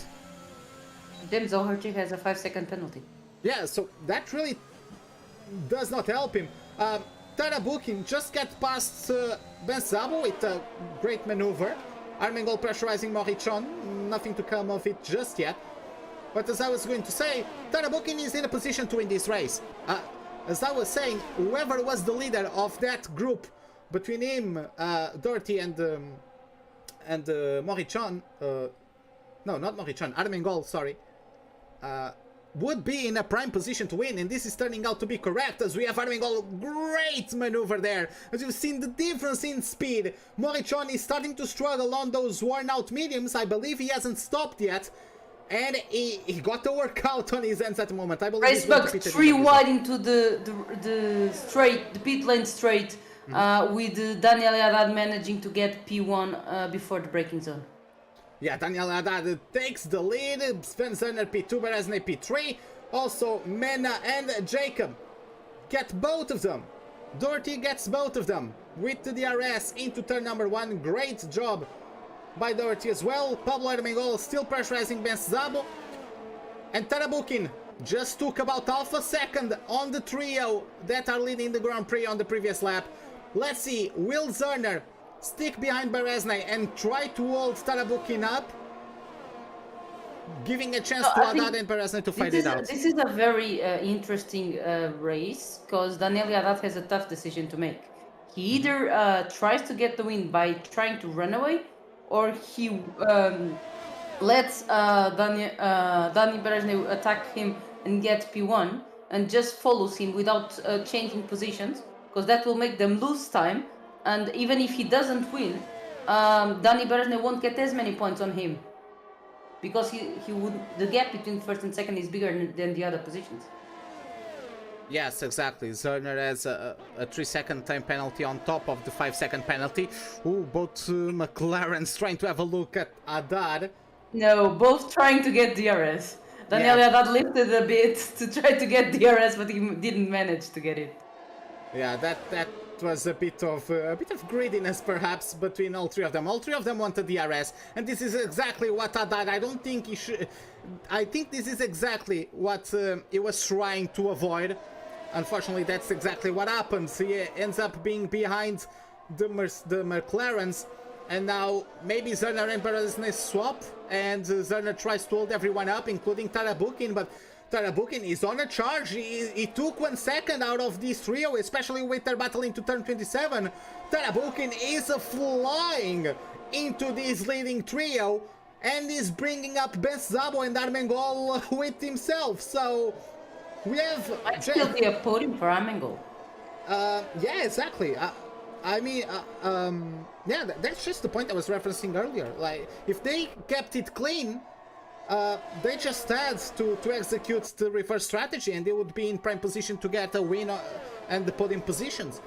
I really Right believe... now, it would be well, this changes even more clarifies that, but it would be Tarabukin, Armengol, and Zabo Koni. Would Connie... I'm not sure... He has a 3-second penalty. Oh yeah, Connie would be... And they're all in the DRS, so yeah. Yeah, it would be Tarabukin, Armengol, and BenQ. That would be that would be quite a twist of events. It would be a completely new podium. I don't think any of these drivers has achieved a podium so far this season. Maybe you could check it out on our Armengol stats. on the first race. Armengol got podium in the first race. I'll check. On China, or because China wasn't... No, not China. China was pre-season, so we'll wait and we will wait for the stats in a moment. But yeah, Tarabukin is the man of the moment. He has everything on his favor to win this Grand Prix. Will he be able to capitalize on this opportunity? Will he be able to get the job done? Istampuki gets the penalty. Zelenkovic and Rookie are pressurizing Jacob. They've caught up to the Alfa Romeo, battling for the last points position. Jacob is penalized, so that won't be too much of an issue for at least Rookie, if he keeps himself ahead of Zelenkovic. But so that one develops as Rookie... I was confusing Armengol with Manolo Villar, sorry. Okay. It would be his first podium. So all three of these drivers, Tarabukin, Armengol, and BenQ, have never gotten a podium on this season, right? BenQ got a P4 last week. Yeah, but they didn't get a... Yeah, they didn't get a podium. Yeah, so they never got a podium. This would be an entirely new podium for this season of ORL, which is great to see. Daniel Haddad is now on risk of being overtaken by Andrei Tarabukin. Exactly. Meanwhile, we had a battle with the other Aston Martin. Zelenkovic and Rookie got past Jacob. So Zelenkovic is still behind Rookie, but Jacob lost 2 positions. Then yeah, they are 3 wide now, as Haddad claims the position from Zerner. Tarabukin has to back out. He knows this is his win to lose. He knows he's now pressurized by Armengol, so he can't really lift off too much, otherwise Armengol will smell blood and will attack him. But Tarabukin, he really needs to keep this one together. Going for it. Yeah, he's going for it, trying to look at Zerner. He's looking on the inside of turn 13, sends it. Zerner sees him coming, gets a little bit of a correction, as we could see. But great job from Tarabukin, with the advantage of grip, of course, from these tires. And he gets himself P3. Zerner tried his best to help Beresnay try to pull away, but the difference is just too big in the performance of these tires, rather. Zerner is still not giving up. He's looking left, he's looking right, but he cannot get away past Tarabukin at the moment. As we get now on the DRS from, or right before turn 27. Will Tarabukin make a maneuver on Haddad? Or will he wait for turn number 1? Let's see how that one goes. DRS is wide open now.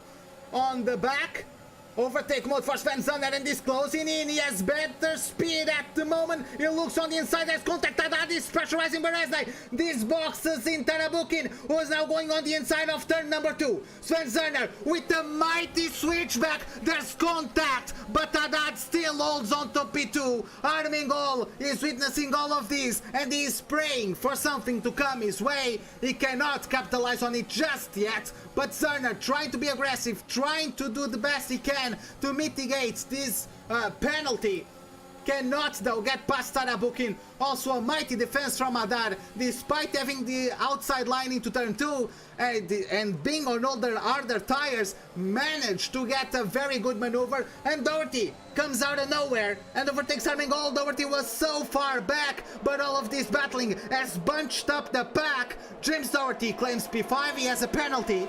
Armengol isn't too bothered about that, I am sure, but he came out of nowhere and claims P5 from the Spaniards right now.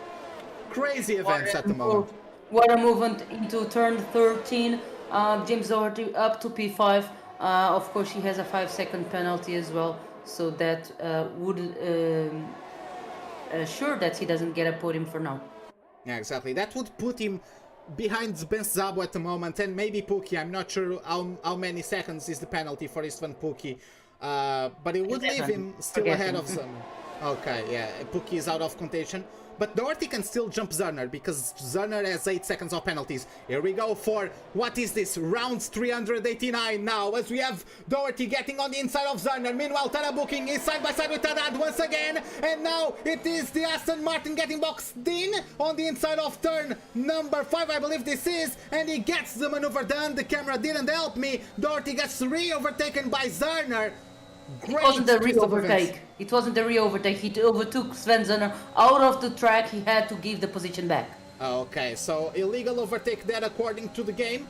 He had to give the position back. He's still looking around the outside of turn number 13. He's going to have more speed through the corner. He's going to be on the power earlier. It's now a drag speed with Armengol being prime witness of this battle. Doherty closes out to maneuver, gets up into P4. Adar, we had a great moment with Tarabukin. Tarabukin 2 laps ago tried to do that maneuver, didn't work out. Took his notes, he learned and executed better this time around. At the beginning of lap 22, he gets P2 and is hunting down Bereznai now. He knows he has the win in the bag as long as he doesn't make mistakes, but I'm sure his pride is stopping him from just settling for P2. He wants the win on track. Armengol also wants the position on track, I am sure, pressurizing Sven Zerner into turn 27. Let's see how this one goes. Tarabukin, he doesn't have much battery charge left, but he has the DRS and he's closing in on Bereznai into turn number 1. He's going to look on the inside. Nothing to come of it just yet. Doherty challenged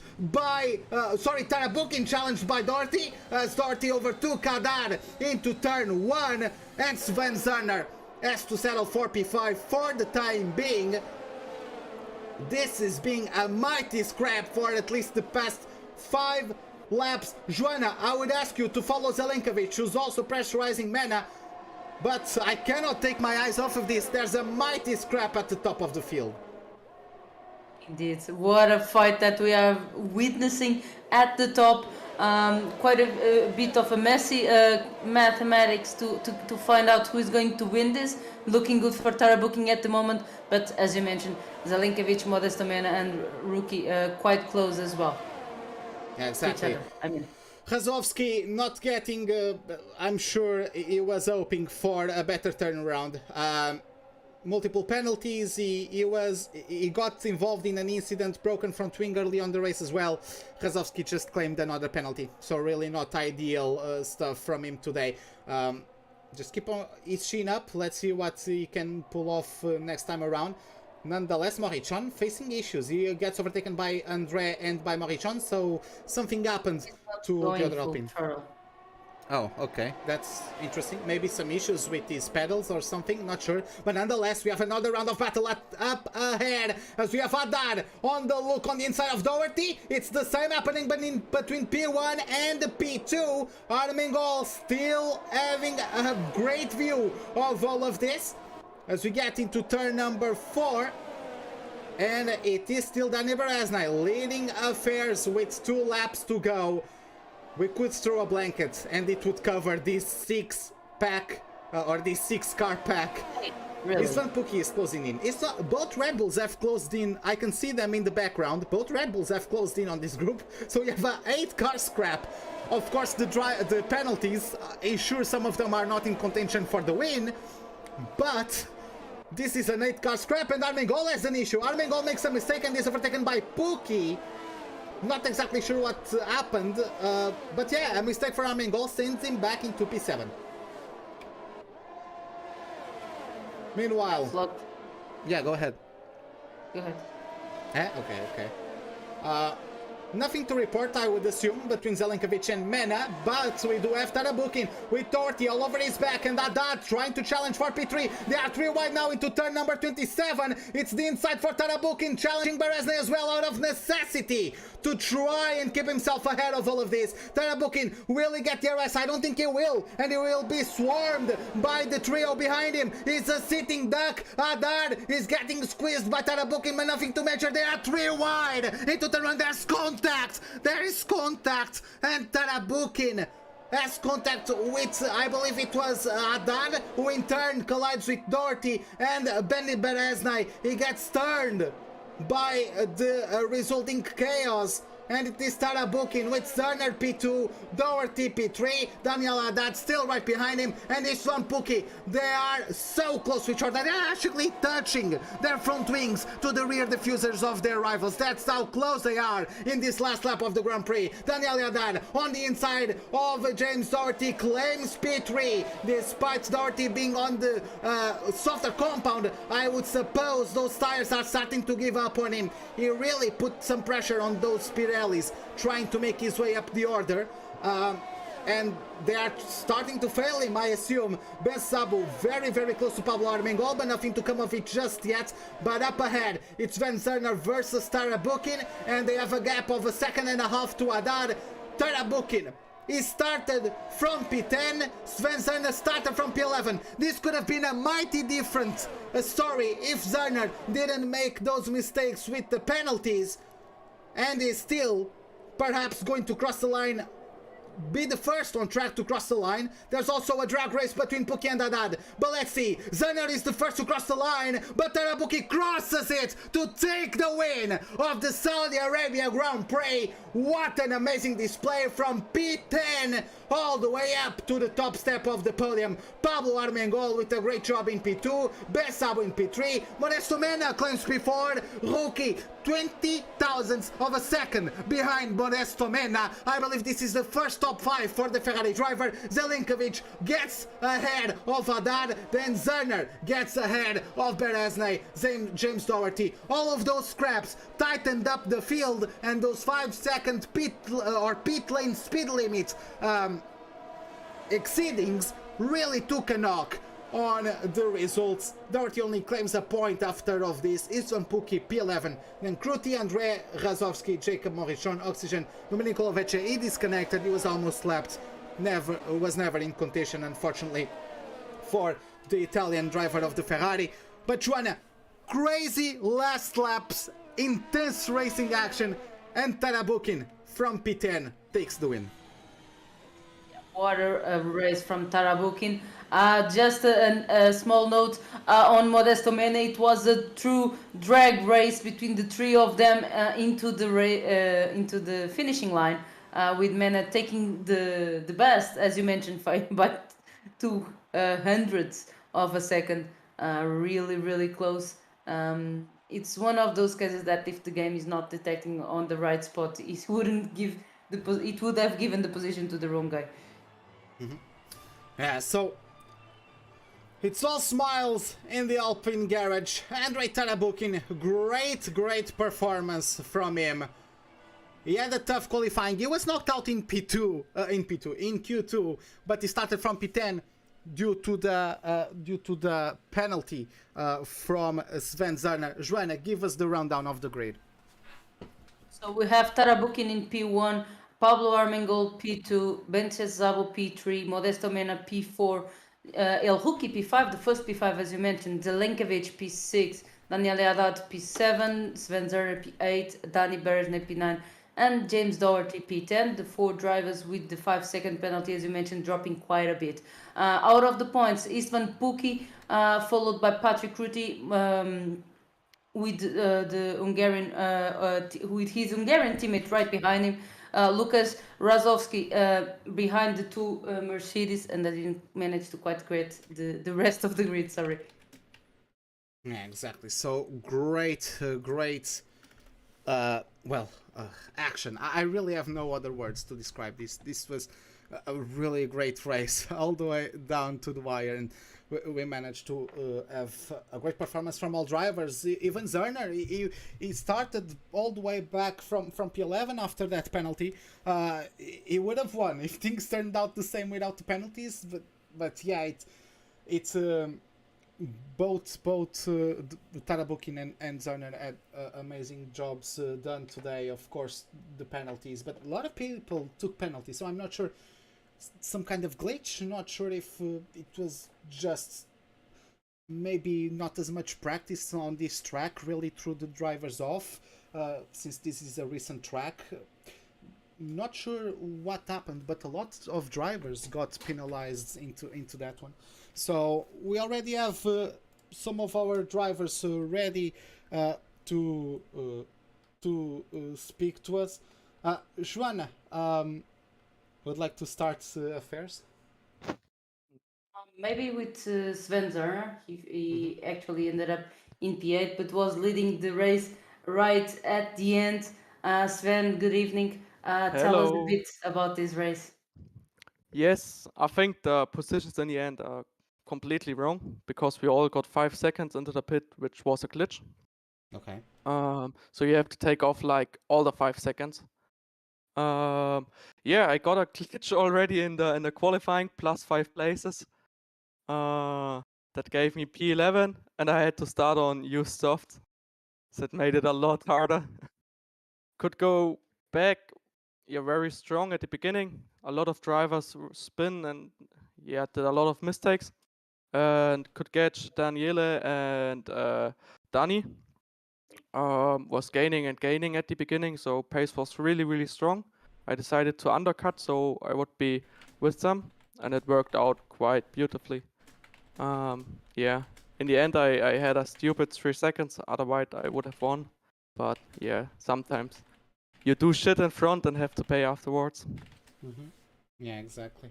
But still, you had a mighty recovery drive in USA. You did one today as well. As exciting as that might be, what do you feel? You aren't really having any luck in qualifying, so yeah. What anything to say about that? What is your mindset approaching the qualifying sessions here in ORL? Race, Yeah. just let me add something. Then Yeah, yeah. Sven can answer all. Tell us a bit what happened for those 5 grid penalty positions. I finished my lap and then had an in lap, and I was going slow, and I think Kodoring was behind me. We both went really slow, so 200 kph the straight. And yeah, for that I got a 5 second for blocking him, but he was on an in lap, so same as me. That was like bullshit. Unfortunately. Yeah, exactly. But yeah, so well, nonetheless, congrats for your race. Of course, as you say, those penalties will be protested against, I believe, and the stewards will take their conclusions. Nonetheless, thank you for your words and have a good evening. Thank you, thank you. Yeah, let's talk with Daniel Haddad up next. Let's talk with, I believe, still the race or the championship leader. And good evening, Haddad. Those were mighty chaotic last few laps. What do you have to say about all the events that happened? What is your perspective of all of that? Okay, can you hear me? Hello. Yes? Yeah, now I can. All right, sorry. Good evening, first of all. It was a pretty chaotic race, obviously. I think you have seen it, but this track, unfortunately, gives this kind of situation with so much DRS strain, and it's very complicated to try to extend the lead or do something to pull away. From a personal side, I think the quali has been pretty good, especially in Q3, where I extracted a decent lap. And I was able to get pulled, but then the race I knew was obviously complicated. The shame, the bug of the game, because I think to most of the people gave 5-second penalty into the pit, plus slowed down us a lot because we could have carried more speed inside the entry of the pit lane, but the game decided to stop our car basically even 50 meters before, so we lost time. And I think compared to Sven, me and Danny especially lost a lot of time in that situation, which created then a chaotic race because obviously at the beginning we pulled away and I had the main focus on Danny, and I thought it would have been a race between me and him. At the end was chaotic, I knew it. There were soft guys arriving, so it was a situation very complicated. At the end, I'm very sorry that happened. What happened with Danny, where there was that little contact. I honestly, racing, I don't feel I could have done massively different because I thought I was breaking the same point as usual. Danny was breaking deeper as usual. It happened already 2-3 times during the race that was that situation. But obviously in the last lap, I tried to give a bit more. At the same time, I don't really believe I went out of my line. Now I want to check it back, obviously, because I'm speaking with what I remind. And I was very surprised where there was when there was that contact because we have done it basically for other 2-3 laps already in a similar condition. But the problem is more of it is Jeddah. Because in this track with this DRS, there really nothing you can do. You can do whatever in quali and in race, but at the end you're gonna have a battle, and probably is very chaotic like it was today. So at the end of the day, I'm very always fair and very sorry for what happened, but I think I drove in a very fair and honest way also today. So I don't want to take any responsibility, I think. Yeah, it was also. I mean, you were almost 4 wide into that corner. Sometimes there's just too many cars for too little racetrack. It's just, as you said, everyone was very close. Everyone is trying to get positions because, of course, we in the booth we don't know if the penalties are legitimate or not. Of course, I can gather that you guys are going to protest those pit speed penalties. But Yeah, for sure. Yeah, but These penalties are not real. Yeah, okay, yeah. So Understand. yeah, you are all battling each other, right? So it was at least 4, maybe 5 cars going all the way into turn 1, into the last lap. You all have to be aggressive. No one wants to be the one backing out, and sometimes these things happen. Joanna, do you have anything to ask? No, but I do it always, mate. That's the thing. I always back Oh. up also during the race when I arrived in that situation. I always try to be very careful between the drivers. But at the Yeah. same time, I don't want to become a kind of comfortable bed for the others where Yeah, where of they course. You can send it just or throw it. whatever. So I want to be a driver. I'm there for racing, obviously, and I think I am always very careful, and I try to be obviously a tiny bit more aggressive than usual in the last lap. But I think the collision could have been avoidable, and I think could have been avoidable from different perspective. Yeah, yeah, I can agree with that, Joanna. We are really running out of time, so I think up next we have Pablo Armengol. Thank you, Daniele, for Thank you. your words, and well, have a good evening. You too. You too. Bye bye. So, Joanna, I'll take it from here with Yeah. Armengol. I'll ask him the questions in Spanish and then translate. Buenas noches, Armengol. Háblanos un poco de tu carrera desde la cualificación hasta el final. Bueno, primero de todo, buenas tardes. Y nada, la verdad que ha sido la quali ha sido muy mala porque tuve un problema con un Alpine, creo que se me puso en medio y no pude completar la vuelta y por eso me quedé en Q1. Y bueno, a raíz de ahí, pues lo único que tenía era en carrera mostrar el ritmo porque sabía que tenía ritmo en carrera. Y nada, la salida fue espectacular. Creo que adelanté como 8 posiciones o 7 en una vuelta. Y después lo único que hice fue llevar el tren con el Alpine y el Alfa Tauri. Y cuando llegamos al grupo líder, también el pensar que soy reserva, pues estaba pensando en no liarla, en no chocar a ninguno de los que están peleando por el mundial. Y bueno, me quedé atrás del grupo y la verdad que lamentablemente al mirar atrás sin querer choqué contra un muro y rompí parte del alerón a falta de 2 vueltas, pero al final pude mantenerme ahí y con las sanciones que había pues he podido escalar hasta la segunda. Yes, now in Spanish, trying to translate, I asked Armengol a bit about his qualifying session and race. He said that he had an awful qualifying since he had an Alpine blocking his lap. made him stay in qualifying session number 1. He knew he had to show his rhythm in the race. He feels he had a really good start, gaining 7 or 8 positions. Followed the Alpine and the AlphaTauri in the DRS train. He knew he is a reserve, so he didn't really want to ruin the championship fight for any of the full-time drivers. Had a bit of damage in his front wing with 2 laps left to go, but he managed to keep the position. Pablo, muchas gracias por tus palabras y que bien que puedas competir el resto de campeonato con nosotros. Muchas gracias a vosotros. Buenas noches. Okay, so last interview, we have to speak provisionally the winner of the race started from P10 after being knocked out in Q2, but taking advantage of Sven Zerner's penalty. Starts from P10, has a great job on the reverse strategy to be at the front. Is again our provisory winner. Good evening, Tarabukin. What do you have to say about that late charge? What was going through your head during all of that chaos? What do you have to say? So good evening, everyone. My English will be very bad because I'm Okay. Russian. Yeah. It's fine.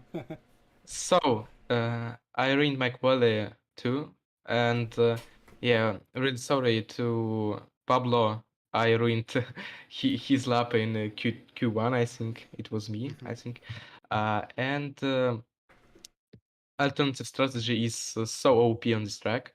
I think it was very good that I did so good. I think first stint on medium tires, did undercut on JD, and had a very good pace on softs. They're so OP versus mediums, and everything I was doing is be on P2 until the last lap. But yeah, you saw what happened on last lap in turn 1. It was a really crazy lap. And yeah, I didn't finish P1 on track because I was know that Sven has 3-second time penalty, and I don't need to battle him. And yeah, it's my first win in ORL in first in Taiwan. So race was good, and thank you for this race. Yeah, well, thank you for your words as well. Have a good evening.